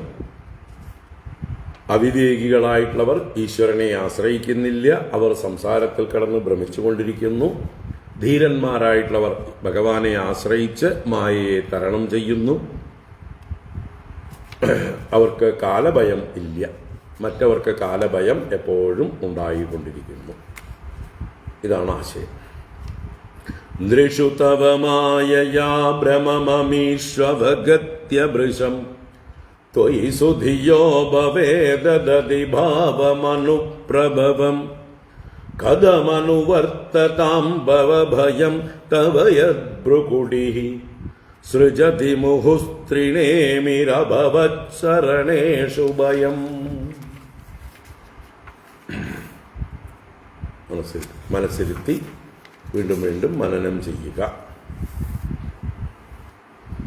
ഇനി 33-ാം ശ്ലോകം ഈശ്വരപ്രാപ്തിക്ക് ഗുരുവിൻ്റെ അനിവാര്യതയാണതിൽ പറയുന്നത്. സ്വാതന്ത്ര്യേണ ന ബ്രഹ്മാന്വേഷണം കുര്യാത്, അല്ലെങ്കിൽ അസമ്പ്രദായവിത് മൂർഖവത് ഉപേക്ഷണീയഃ എന്നൊക്കെ ശാസ്ത്രങ്ങൾ പറഞ്ഞിട്ടുണ്ട്. എന്നാൽ ആചാര്യവാൻ പുരുഷോ വേദ, ആചാര്യനുള്ള പുരുഷൻ സത്യമറിയുന്നു, ഡെഫിനിറ്റാണ്. അതുകൊണ്ട് ഒരാചാര്യനെ ശരണം പ്രാപിക്കണം. അല്ലേ? പരീക്ഷ്യ ലോകാൻ കർമ്മചിതാൻ ബ്രാഹ്മണ നിർവേദമായാത് നാസ്തി അകൃതഃ കൃതേന തദ്വിജ്ഞാനാർത്ഥം സ ഗുരുമേവാഭിഗച്ഛേത് സമിത്പ്രാണി ശ്രോത്രിയം ബ്രഹ്മനിഷ്ഠം എന്ന് മുണ്ടകോപനിഷത്തിലും തദ്വിദ്ധി പ്രണിപാതേന പരിപ്രശ്നേന സേവയാ ഉപദേക്ഷ്യന്തി തേ ജ്ഞാനം ജ്ഞാനിനഃ തത്വദർശിനഃ എന്ന് ഗീതയിലും ആദൗ സ്വവർണാശ്രമവർണിതാ ക്രിയാഃ കൃത്വാ സമാസാദിത ശുദ്ധമാനസഃ സമാപ്യ തത്പൂർവമുപാത്തസിദ്ധയേ സമാശ്രയേത് സദ്ഗുരും ആത്മലബ്ധയേ എന്ന് അധ്യാത്മരാമായണത്തിലെ രാമഗീതയിലും ഇങ്ങനെ അനേക ശ്രുതി സ്മൃതി വാക്യങ്ങൾ ആ ഗുരുവിനെ സമീപിക്കാനായിക്കൊണ്ട് നിർദ്ദേശിക്കുന്നുണ്ട്. ഗുരുവില്ലാതെ നിങ്ങൾ ഈ സംസാര സാഗരത്തെ തരണം ചെയ്യാൻ ശ്രമിക്കുന്നത് കപ്പിത്താനില്ലാത്ത അല്ലെങ്കിൽ നാവികനില്ലാത്ത തോണിയിൽ ഒരു സമുദ്രത്തിൽ മറുകര കടക്കാൻ ശ്രമിക്കുന്നത് പോലെയാണ്. നാവികനില്ലാത്ത തോണിയിൽ മറുകര കടക്കാൻ ശ്രമിച്ചാൽ ആ തോണി കാറ്റത്ത് എവിടെയൊക്കെ പോണോ അതിനനുസരിച്ച് നിങ്ങളും പോയിക്കൊണ്ടിരിക്കും. എന്നിട്ട് എവിടെയെങ്കിലും മറിഞ്ഞ് മുങ്ങിപ്പോകും. നേരെ മറിച്ച് നല്ലൊരു നാവികനാണുള്ളതെങ്കിലോ, നല്ലൊരു തോണിയും നല്ലൊരു നാവികനും ഉണ്ടെങ്കിൽ ധൈര്യമായിട്ടിരിക്കാം, കണ്ണടച്ചിരിക്കാം. ആ നാവികൻ നമ്മളെ കരയ്ക്ക് എത്തിക്കും. അതുപോലെയാണ് സദ്ഗുരുക്കന്മാർ. അതാണ് ഈ ശ്ലോകത്തിലെ ആശയം. വിജിത ഹൃഷീകവായുബിരദന്തമനസ്തുരകം യയിഹ യദന്തി യന്തുമതിലോലമുപായഗിതഃ വ്യസനശതന്വിതാ സമവഹായ ഗുരോശ്ചരണം വണിജ ഇവാജ സന്ധ്യകൃത കർണദരാജലധൗ. വിജിത ഹൃഷീകവായുബിരദന്തമനസ്തുരകം യയിഹ യതന്തി യന്തുമതിലോലമുപായഗിതഃ വ്യസനശതന്വിതാ സമവഹായ ഗുരോശ്ചരണം വണിജ ഇവാജ സന്ധ്യകൃത കർണദരാജലധൗ.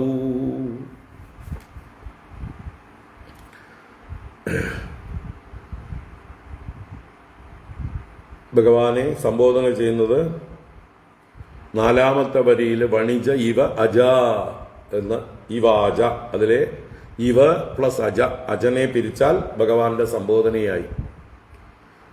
അല്ലയോ അജാ, ജനനരഹിതനായിരിക്കുന്ന ഭഗവാനെ.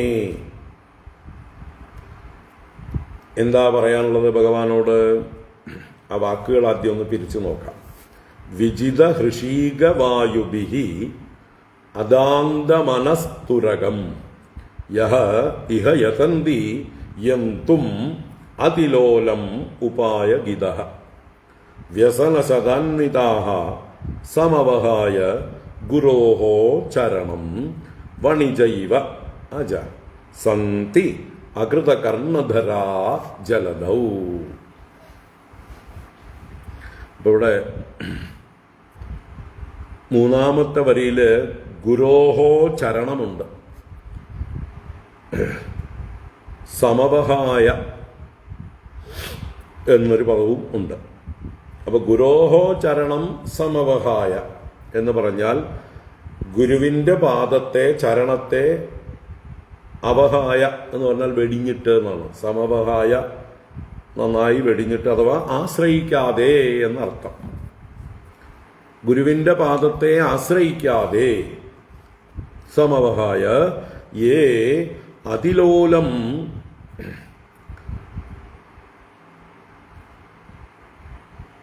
അദാന്ത മനസ്തുരകം യന്തും യതന്തി.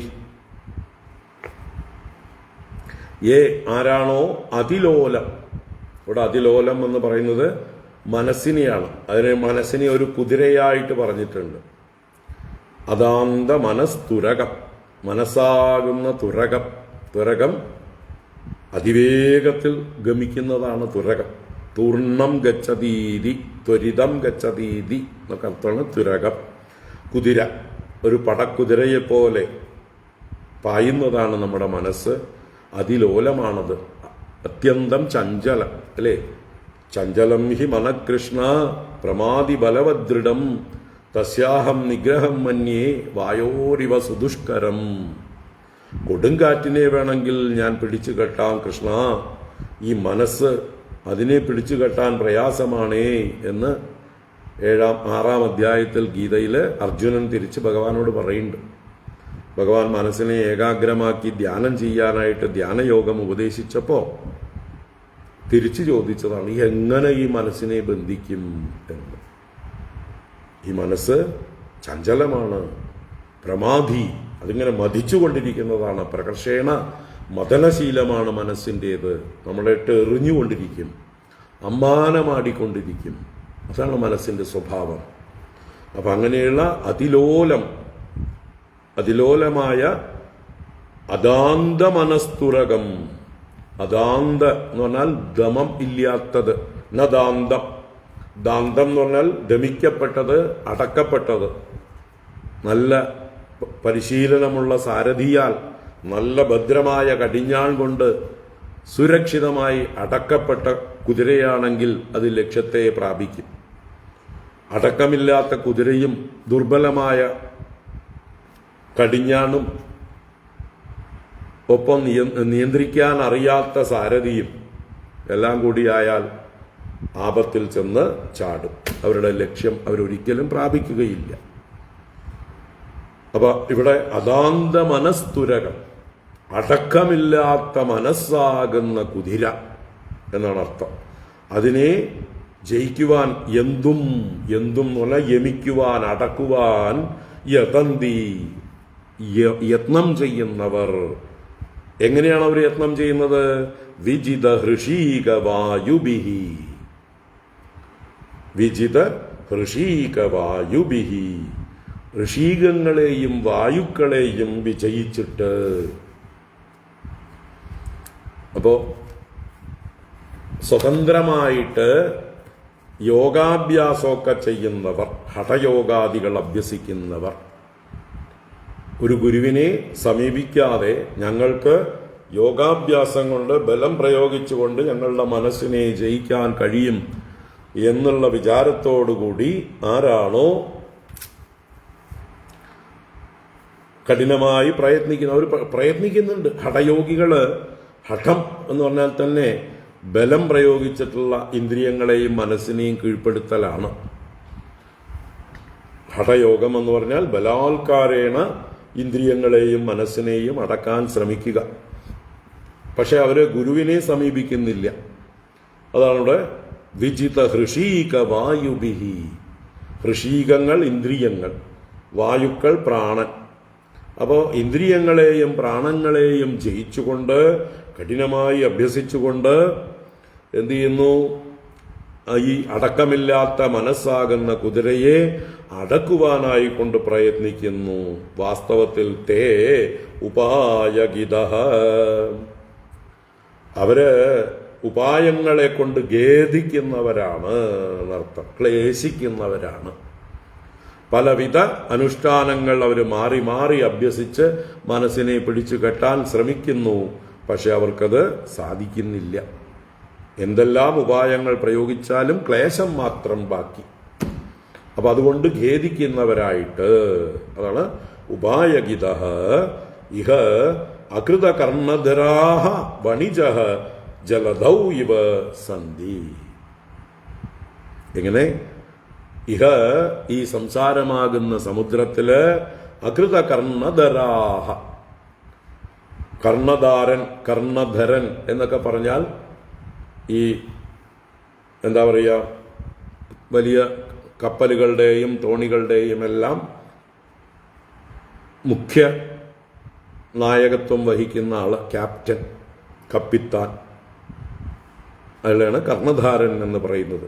അപ്പൊ കപ്പിത്താനെ സ്വീകരിക്കാതെ, അതാണ് കൃതകർണധരന്മാരെന്ന് പറഞ്ഞാല് കപ്പിത്താനെ സ്വീകരിച്ചവർ, അകൃതകർണധരന്മാരെന്നാൽ സ്വീകരിക്കാത്തവർ. തോണിക്കാരൊന്നും ആവശ്യമില്ല, ഞങ്ങൾ തോണി കടന്നോളാം, ഞങ്ങൾ തോണിയിൽ കയറി ഈ കാറ്റും കോളും ഉള്ളതായിട്ടുള്ള വലിയ സമുദ്രത്തെ തരണം ചെയ്യും എന്നൊക്കെ സ്വയം അങ്ങോട്ട് അഹങ്കാരത്തോടെ കരുതുന്നുവെങ്കിൽ അവര് ഈ കർണധാരന്മാരില്ലാത്ത, കപ്പിത്താനില്ലാത്ത കപ്പലിൽ യാത്ര ചെയ്യുന്ന വണിജഹ കച്ചവടക്കാരാണ് പണ്ട് കപ്പലുകളിൽ പല സാധനങ്ങളും കയറ്റി ദേശാന്തരങ്ങളിലേക്ക് പോവുക. അപ്പൊ അവരും നശിക്കും, അവരുടെ മുതലും നശിക്കും. അഥവാ അവരെങ്ങനെയെങ്കിലും നീന്തി കരപറ്റിയാലും അവരുടെ മുതലൊക്കെ എന്തായാലും വെള്ളത്തിൽ താഴ്ന്നു പോകും കാറ്റടിച്ചിട്ട്. അപ്പൊ അതുപോലെ കർണധാരന്മാരില്ലാത്ത കച്ചവടക്കാർ, കപ്പൽ യാത്രക്കാർ എന്നത് ജലദൗ ഇവ, സമുദ്രത്തിൽ എന്ന പോലെ സന്ധി ഭവന്തി, അവരുടെ ഗതി അതായിത്തീരുന്നു എന്നർത്ഥം. അപ്പോ വൈരാഗ്യം കൊണ്ട് ഇന്ദ്രിയങ്ങളെ നിയന്ത്രിക്കുന്നു, പ്രാണായാമം കൊണ്ട് മനസ്സിനെ പ്രാണനെ നിയന്ത്രിക്കുന്നു. എന്നാലും കഠിന പ്രയത്നം ചെയ്ത് പല പല ഉപായങ്ങൾ അവർ സാധനകളൊക്കെ ചെയ്യുന്നു. എന്നാലും ഗുരുവിന്റെ ഉപദേശം സ്വീകരിക്കുന്നില്ല. അവര് സമവഹായ ഗുരോശ്ചരണം സമവഹായ യതന്തി, ഗുരുവിന്റെ പാദത്തെ ആശ്രയിക്കാതെ യത്നം ചെയ്യുന്നവരാണ്. തീർച്ചയായിട്ടും അവര് വ്യസനശതാന്വിതാഹ വ്യസനശതങ്ങൾ എന്ന് പറഞ്ഞാൽ 100 കണക്കിന് വ്യസനങ്ങൾ അവര് പ്രാപിക്കുന്നു എന്നർത്ഥം. ഒരിക്കലും അവർ ലക്ഷ്യത്തെ പ്രാപിക്കുന്നില്ല. കപ്പൽ വെള്ളത്തിൽ താഴ്ന്നു പോവുകയോ മറിയുകയോ ചെയ്ത് വെള്ളത്തിൽ പൊങ്ങുകയും ചെയ്യുന്നു. അപ്പോൾ വെള്ളത്തിലുള്ള തിരമാലകളാലും ചുഴികളാലും അതുപോലെയുള്ള മുതലകളാലും നീരാളികളാലും തിമിംഗിലങ്ങളാലും സ്രാവുകളാലും എല്ലാം ആക്രമിക്കപ്പെട്ട് ദുഃഖം അനുഭവിക്കുന്നത് പോലെ ഇവര് വീണ്ടും വീണ്ടും പലവിധ ക്ലേശങ്ങൾ അനുഭവിക്കുന്നു. മാറി മാറി പരീക്ഷിച്ചുകൊണ്ടേയിരിക്കുന്നു, പക്ഷെ ജയിക്കുന്നില്ല. അതുകൊണ്ട് ഈശ്വര പ്രാപ്തിക്ക് ഗുരുവിന്റെ ഉപദേശം അത്യന്താപേക്ഷിതമാണ് എന്ന് വേദം പറയുകയാണ്. വേദത്തിലത് ഉറപ്പിച്ച് പറഞ്ഞിട്ടുണ്ട്. ആചാര്യവാൻ പുരുഷോ വേദ, ആചാര്യന്മാരില്ലാത്തവരെ സഭയിൽ പോലും പ്രവേശിപ്പിക്കില്ല. എങ്ങനെയാണോ ഏതൊരു കാര്യത്തിന് ചെന്നാലും നീ ആരാണ്, നിന്റെ അച്ഛനാരാണ്, അമ്മയാരാണ്, കുലമേതാണ്, ഗോത്രമേതാണെന്നൊക്കെ ചോദിക്കും പോലെ നിന്റെ ഗുരു ആരാണ്, ഗുരു ഉള്ളവൻ പറയട്ടെ.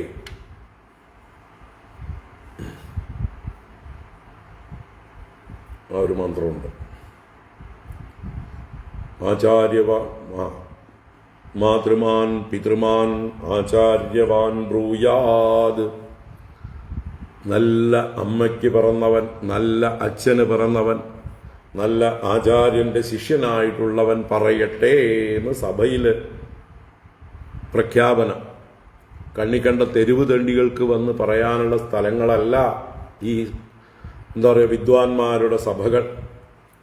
വല്ലവനും വന്ന് എന്തെങ്കിലും വിഡ്ഢിത്തരം വിളമ്പാനുള്ള സ്ഥലമല്ല വിദ്വാൻമാരുടെ സഭകൾ. അതിന് പ്രാമാണ്യം വേണമെങ്കിൽ അവൻ നല്ല തന്തയ്ക്കും നല്ല തള്ളയ്ക്കും നല്ല ഗുരുവിനും ശിഷ്യപ്പെട്ടവനായിരിക്കണം.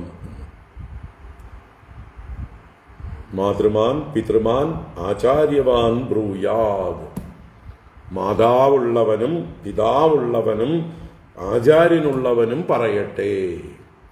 അവിടെ വെറും മാതൃമാൻ എന്ന് പറഞ്ഞാല് നല്ല തള്ളയ്ക്ക് പിറന്നവൻ, സംസ്കാര സമ്പന്നയായ നന്നായി വളർത്തുന്ന അമ്മമാർക്ക് പിറന്നവൻ, നല്ല സംസ്കാരമുള്ള അച്ഛന് പിറന്നവൻ, നല്ല ജ്ഞാനിയായ സദാചാരത്തിൽ നിഷ്ഠയുള്ളവനായ മാതൃക ആചാര്യനായിരിക്കുന്ന ഗുരു ഉള്ളവൻ പറയട്ടെ.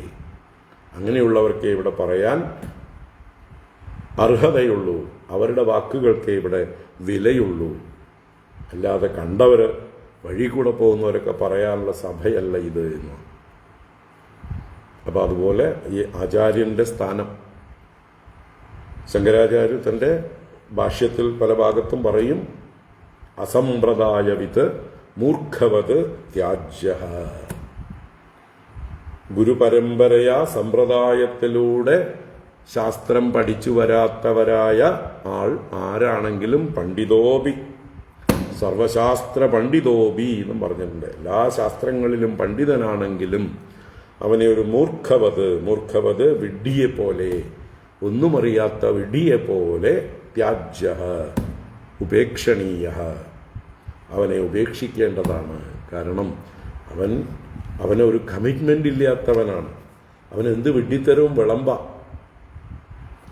അവനതുകൊണ്ട് ഒന്നും നഷ്ടം കാണുന്നില്ല. നിരുത്തരവാദപരമായി സമൂഹത്തെ വഴിതെറ്റിക്കുന്നതിൽ അവനൊരു ലജ്ജയുമില്ല.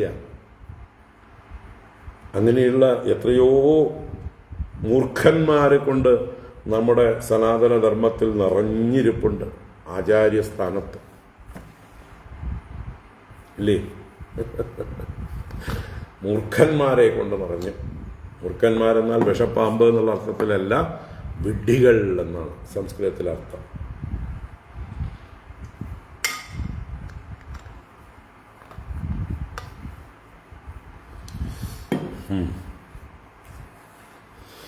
കോടിക്കണക്കിന് ആളുകൾ പാദത്തിൽ നമസ്കരിച്ചിട്ടുള്ള ഒരാളാണ് ഇന്ന് ഇതാ അറസ്റ്റിലായിരിക്കുന്നത്, അല്ലേ? കനകം മൂലം, കാമിനി മൂലം മനുഷ്യർ വഴിതെറ്റുന്നതിൻ്റെ ദൃഷ്ടാന്തങ്ങൾ, ഉത്തമ ദൃഷ്ടാന്തങ്ങൾ എത്ര കിട്ടിയാലും മതിയാവാത്ത പറയില്ല. അപ്പോൾ എന്തു വേണം? തദ്വിജ്ഞാനാർത്ഥം സഗുരുമേവാഭിഗച്ഛേത്. ഈ കാര്യം അറിയുവാനായിക്കൊണ്ട് ഗുരുവിനെ സമീപിക്കേണ്ടതാണ്. ഗുരോരനുഗ്രഹേണ ഇവ പുമാൻ പൂർണ്ണ പ്രശാന്തയേ. ഭഗവാനിനി ഉദ്ധവൻ ഉപദേശിക്കുമ്പോഴും ഇതെല്ലാം പറഞ്ഞു കൊടുക്കുന്നുണ്ട്. ഉദ്ധവഗീതയിലും ഈ ഗുരുവിൻ്റെ ആവശ്യകതയെക്കുറിച്ച് ഉദ്ധവന് പറഞ്ഞു കൊടുക്കുന്നുണ്ട്. അതുപോലെ എല്ലാ ശാസ്ത്രങ്ങളും ഇത് വിളിച്ച് പറഞ്ഞുകൊണ്ടേയിരിക്കുന്നു. അതുകൊണ്ട് ഉത്തമന്മാരായ ഗുരുക്കന്മാർക്ക് ശിഷ്യപ്പെടാതെ നമ്മുടെ അഹങ്കാരം ശമിക്കുകയില്ല. ഒന്നാമത് ഈ അഹങ്കാരം ശമിക്കാനാണ് ഒരു ഗുരുവിൻ്റെ ആവശ്യം ഏറ്റവും. ദേഹാഭിമാനമുള്ളവർക്ക് ഒരു ഗുരുവിൻ്റെ മുമ്പിൽ ശരണം പ്രാപിക്കാൻ സാധിക്കില്ല. ഞാൻ കേമനാണെന്ന് വിചാരിക്കുന്ന ഒരാൾക്ക് ഒരു ഗുരുവിൻ്റെ മുമ്പിൽ സറണ്ടർ ചെയ്യാൻ സാധിക്കില്ല. നമ്മുടെയൊക്കെ അല്ലേ, നിങ്ങളുടെയൊക്കെ വീടുകളിലും ഒക്കെ ഉണ്ടാവും. നിങ്ങളോടൊക്കെ പലരും പറയുണ്ടാവും, എന്തിനാ നിങ്ങൾ ഈ ആശ്രമങ്ങളിൽ പോണ്, എന്തിനാ ഈ സന്യാസിമാരുടെയും മറ്റുമൊക്കെ കാലുകളിൽ പോയി വീഴുന്നത്? ഭഗവാന്റെ അടുത്ത് പോയാൽ പോരെ, ക്ഷേത്രത്തിൽ പോയാൽ പോരെ? നമ്മുടെ അടുത്ത് ഇന്ന ക്ഷേത്രമില്ലേ? ഞങ്ങളൊക്കെ അങ്ങനെയില്ലേ, ക്ഷേത്രത്തിൽ പോയി തൊഴുതിട്ട് വരണു, നിങ്ങൾ ക്ഷേത്രത്തിൽ പോയാൽ പോരെ? കണ്ട താടിക്കാരുടെ അടുത്തൊക്കെ പോയി നമസ്കരിക്കുന്നത് എന്തിനാ? ആശ്രമങ്ങളിലൊക്കെ പോയി സമയം കളയുന്നത് എന്തിനാ? ഇങ്ങനെയൊക്കെ എല്ലാ ഗൃഹങ്ങളിലും ഉണ്ടാവും ചോദിക്കുന്ന ആൾക്കാർ. സ്ത്രീകളോട് പുരുഷന്മാർ ചോദിക്കും, പുരുഷന്മാരോട് സ്ത്രീകളും ചോദിക്കും. അവരോട് തിരിച്ച് ചോദിക്കേണ്ടത്, ക്ഷേത്രത്തിൽ പോയാൽ അവിടെയുള്ള വിഗ്രഹം നമ്മളോടൊന്നും മിണ്ടാറില്ല, നമ്മുടെ സംശയങ്ങൾക്കൊന്നും മറുപടി തരാറില്ല, നമ്മുടെ പ്രശ്നങ്ങളൊന്നും തീരാൻ പോകുന്നില്ല. അവിടെയുള്ള പൂജകന്മാരെന്ന് പറയുന്നവർക്ക് ഇതിലൊന്നും ഒരു അറിവുമില്ല, ശ്രദ്ധയുമില്ല. പറഞ്ഞു തരണം എന്ന് യാതൊരു താല്പര്യവുമില്ല. അറിവുള്ളവർ പോലും പറയുന്നില്ല, അവർക്കും കാശുണ്ടാക്കുന്നതിലാണ് തിരക്ക്. അവരും മഹാസംസാരികളാണ്. എത്ര കാശുണ്ടാക്കിയാലും പോരാ എന്നുള്ളത് പറഞ്ഞുകൊണ്ട് അവർ അതിനുവേണ്ടി കഠിനാധ്വാനം ചെയ്യുന്നു. അപ്പോൾ അവർക്ക് പുരോഹിതന്മാരെന്നാണ് പേര്. നമുക്ക് കാര്യങ്ങളൊക്കെ പറഞ്ഞു തരാൻ ബാധ്യസ്ഥരായിട്ടുള്ളവരാണ്. പക്ഷെ അവർക്കുണ്ടോ വിവരം? അവർക്കുണ്ടോ താല്പര്യം? വെറും കച്ചവടക്കാരായി അധപ്പതിച്ചിരിക്കുകയാണ് അവരൊക്കെ. പൂജാരികളായി മാറിയിരിക്കുകയാണ് അല്ലേ? പൂജകന്മാര് പൂജാരികളായി മാറിയിരിക്കുകയാണ്. പൂജയ്ക്ക് അരി ശത്രുക്കളാണ് അവർ. ചിന്തിക്കുക. അപ്പോൾ നിങ്ങളുടെ മാനസിക പ്രശ്നങ്ങളോ ബാക്കിയുള്ള അറിവില്ലായ്മയോ സംഘർഷങ്ങളോ ഒക്കെ ക്ഷേത്രത്തിൽ പോയതുകൊണ്ട് മാത്രം തീരാൻ പോകുന്നില്ല. ആശ്രമത്തിൽ പോകുന്നവരുടെയും ക്ഷേത്രത്തിൽ പോകുന്നവരുടെയും രണ്ടു കൂട്ടരുടെയും പെരുമാറ്റവും ആറ്റിറ്റ്യൂഡും അവരുടെ ശാന്തിയും ഒക്കെ ഒന്ന് പരീക്ഷിച്ച് നോക്കുക.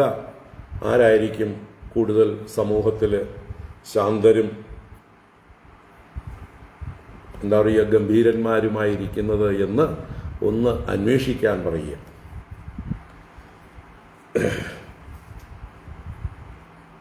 ഈ പറയുന്നവരോടൊക്കെ അത് അന്വേഷിക്കാൻ പറയുക. ആശ്രമങ്ങളിൽ പോയിട്ട് വഴിതെറ്റിയവർ വളരെ ചുരുക്കം ഉണ്ടാവുമായിരിക്കും.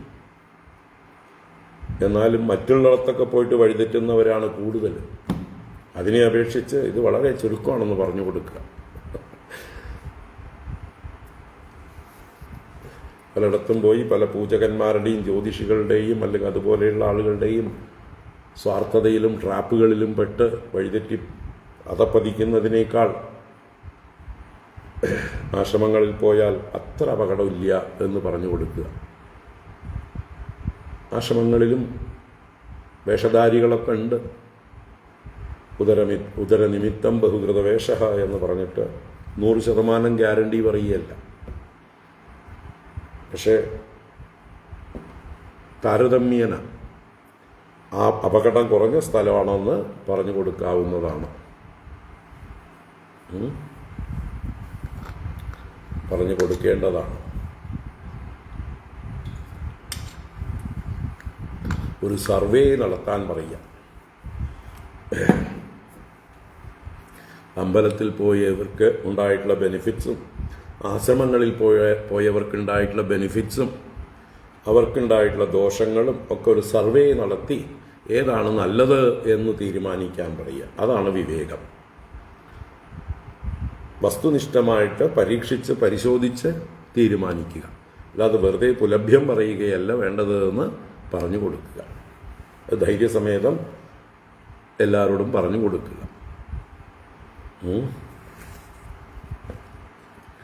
അപ്പോൾ നമ്മൾ 33-ാം ശ്ലോകം അല്ലേ കഴിഞ്ഞത്. ഗുരുവിനെ ആശ്രയിക്കാൻ, ഗുരുവിൻ്റെ അനിവാര്യത. വിജിതഹൃഷീകവായുവിരദാന്തമനസ്തുരകം യൈഹ യതന്തി യന്തുമതിലോലമുപായഗിതഃ വ്യസനസതന്മിതാ സമവഹായ ഗുരോശ്ചരണം വണിജ ഇവാജ സന്ധ്യകൃത കർണദരാജലധൗ. വ്യക്തമായല്ലോ. ഇനി 34 തുടങ്ങി വയ്ക്കാം.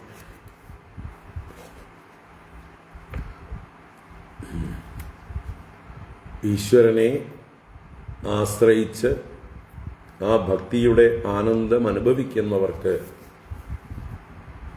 ഭജനാനന്ദം അനുഭവിക്കുന്നവർക്ക് മറ്റ് ഭൗതിക സുഖങ്ങളുടെ ആവശ്യമില്ല.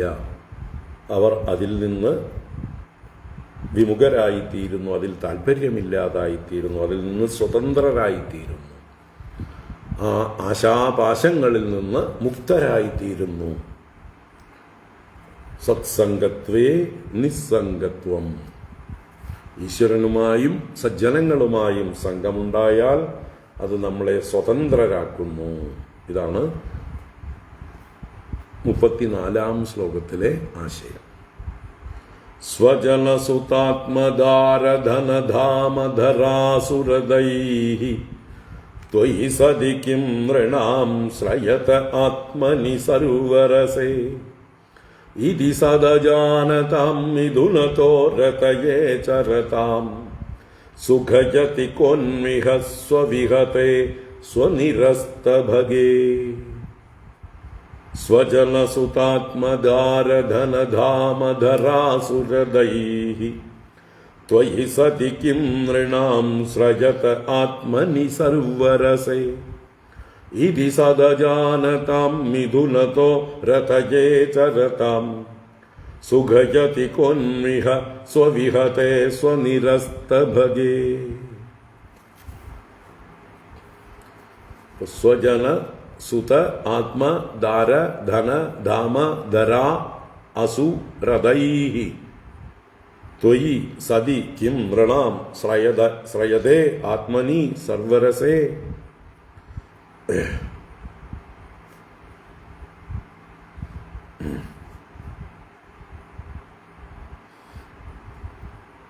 ഇതി സദജാനതാം മിഥുനതോ രതയേ ചരതാം സുഖയതി കോനു ഇഹ സ്വവിഹതേ സ്വനിരസ്തഭഗേ.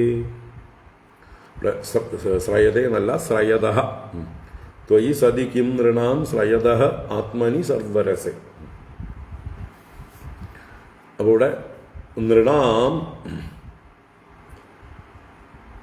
ശ്രയതഃ സർവരസേ ആത്മനി ത്വയി സതി. സ്വജന സുത ആത്മ ദാര ധന ധാമ ധരാ അസു രതൈഃ കിം. ഇതൊക്കെ കൊണ്ട് എന്തിന് എന്നാണ്. അപ്പോൾ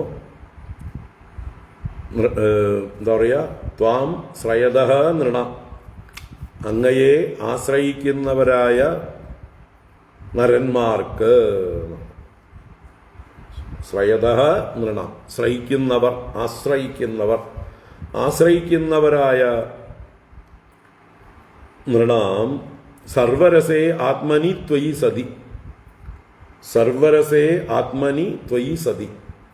സർവരസസ്വരൂപനായിരിക്കുന്ന ആനന്ദസ്വരൂപൻ എന്നർത്ഥമാണ്. സർവരസങ്ങളും ആനന്ദം എന്ന സ്വരൂപത്തിൽ അടങ്ങിയിരിക്കുന്നു, ഭഗവാനിൽ അടങ്ങിയിരിക്കുന്നു.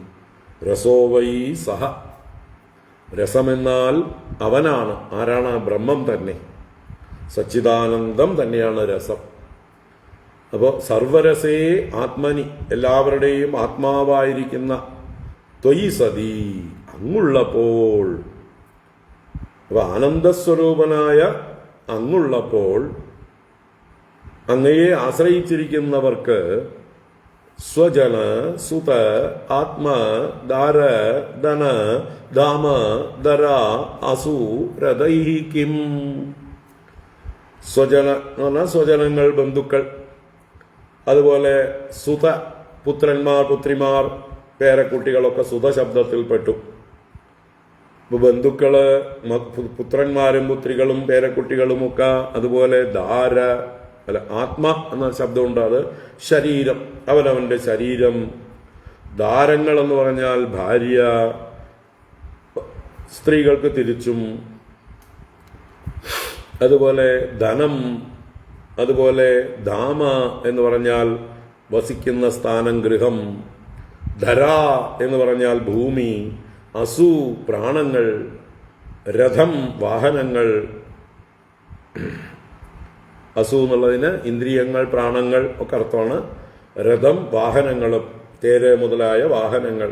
ഇതൊക്കെ കൊണ്ട് കിം, എന്ത് പ്രയോജനം? ആനന്ദസ്വരൂപനായ ഭഗവാനെ അനുഭവിക്കുന്ന, ഭഗവാനെ ആശ്രയിച്ചിരിക്കുന്ന അവർക്ക് ഭഗവാനിൽ നിന്ന് കിട്ടുന്ന ആനന്ദത്തിൻ്റെ ലവലേശം പോലും വിഷയസുഖങ്ങളിൽ നിന്ന് ലഭിക്കുകയില്ല.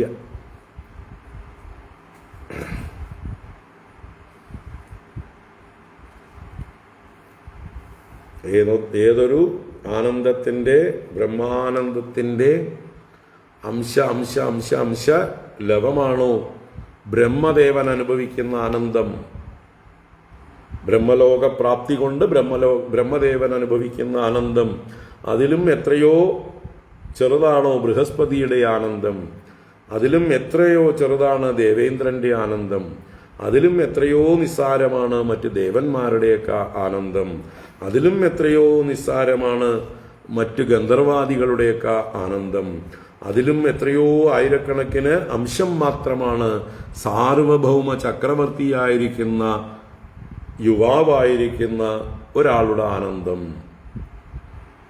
അപ്പൊ പിന്നെ സാധാരണക്കാരായ ആളുകൾ അനുഭവിക്കുന്ന നിസ്സാര വിഷയങ്ങളിൽ നിന്ന് അല്പമായി മാത്രം അനുഭവിക്കുന്നതായിട്ടുള്ള ആ വിഷയസുഖം എത്ര തുച്ഛം.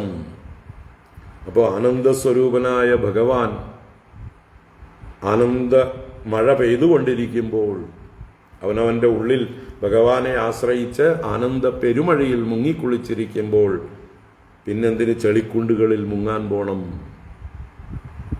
അല്ലേ? അതാണ്, ഇതെല്ലാം ഭാരങ്ങളാണ്. സ്വജനങ്ങളും സുതന്മാരും ആത്മാ ശരീരവും ദാരങ്ങളും ധനവും ധാമവും ധരയും അസുവും രഥങ്ങളും എല്ലാം തന്നെ വെറും ഭാരങ്ങൾ മാത്രമാണ്. പ്രാരബ്ധം പ്രയോജനമില്ലാത്തതാണ്. കിം ഇതി സത് അജാനതാം. ഇപ്രകാരം ഈ സത്തിനെ അഥവാ ഉണ്മയെ അറിയാത്തവരും മിഥുനതഃ രതയേ ചരതാം. മിഥുനതഃ ആണും പെണ്ണുമായി ചേർന്ന് ദാമ്പത്യ സുഖം അനുഭവിക്കുവാൻ രതയേ ചരതാം രതിക്കായിക്കൊണ്ട്, വിഷയരതിക്കായിക്കൊണ്ട്, വിഷയസുഖത്തിനായിക്കൊണ്ട് പ്രവർത്തിക്കുന്നതായിട്ടുള്ള ജനങ്ങളെ സ്വവിഹതേ സ്വനിരസ്തഭഗേ ഇഹ കഹനു.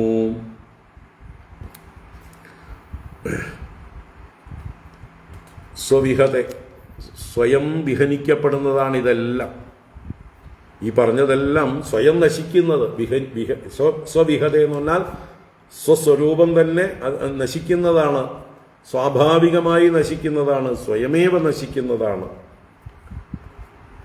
അങ്ങനെ നാശമുള്ളതും സ്വനിരസ്തഭഗെ, അതിൽ യാതൊരു ഭഗവുമില്ലാത്തതാണ്. ഭഗമെന്നാൽ ഐശ്വര്യങ്ങൾ, ഗുണങ്ങൾ, അങ്ങനെയുള്ള ഗുണങ്ങളും ഐശ്വര്യങ്ങളും ഒന്നും ഇല്ലാത്തതുമായിരിക്കുന്ന ഇഹ ഈ ലോകത്തിൽ കഹനു എന്താണ് അവരെ സന്തോഷിപ്പിക്കുക? എന്താണ് സുഖം കൊടുക്കുക?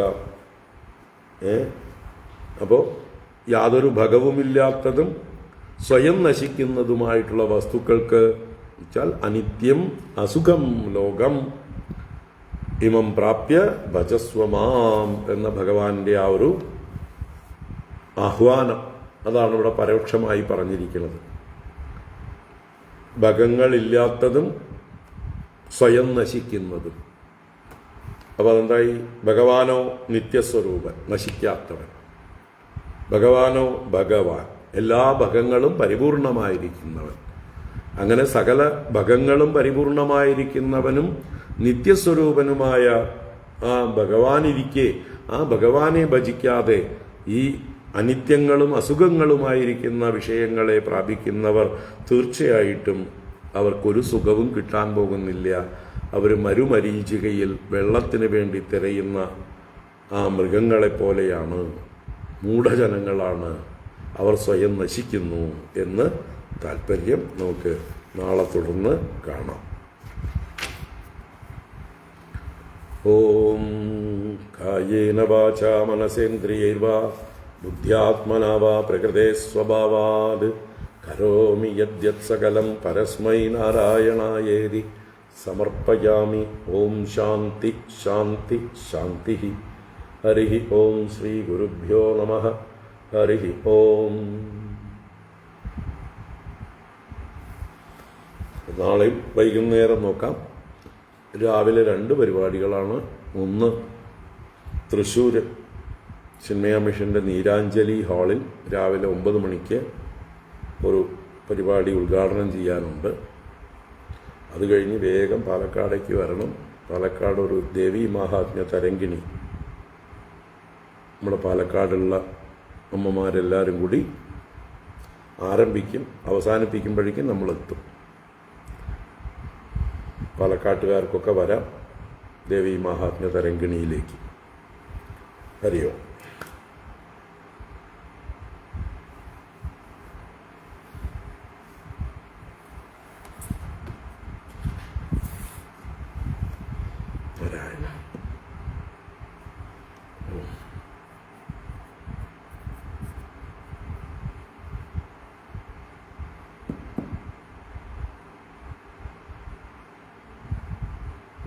രാവിലെ 9:30 തൊട്ടാണ് ദേവി മഹാത്മ്യ തരംഗിണി ആരംഭിക്കുന്നത്.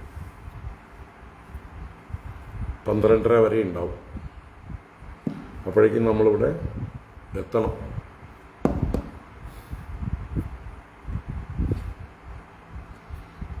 തൃശ്ശൂരിൽ 9:30. ലൈവ് ഒന്നുമില്ല.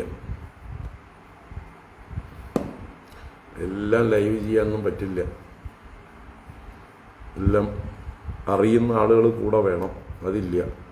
എല്ലാവരും പ്രായമായിട്ടുള്ളവരാണ്.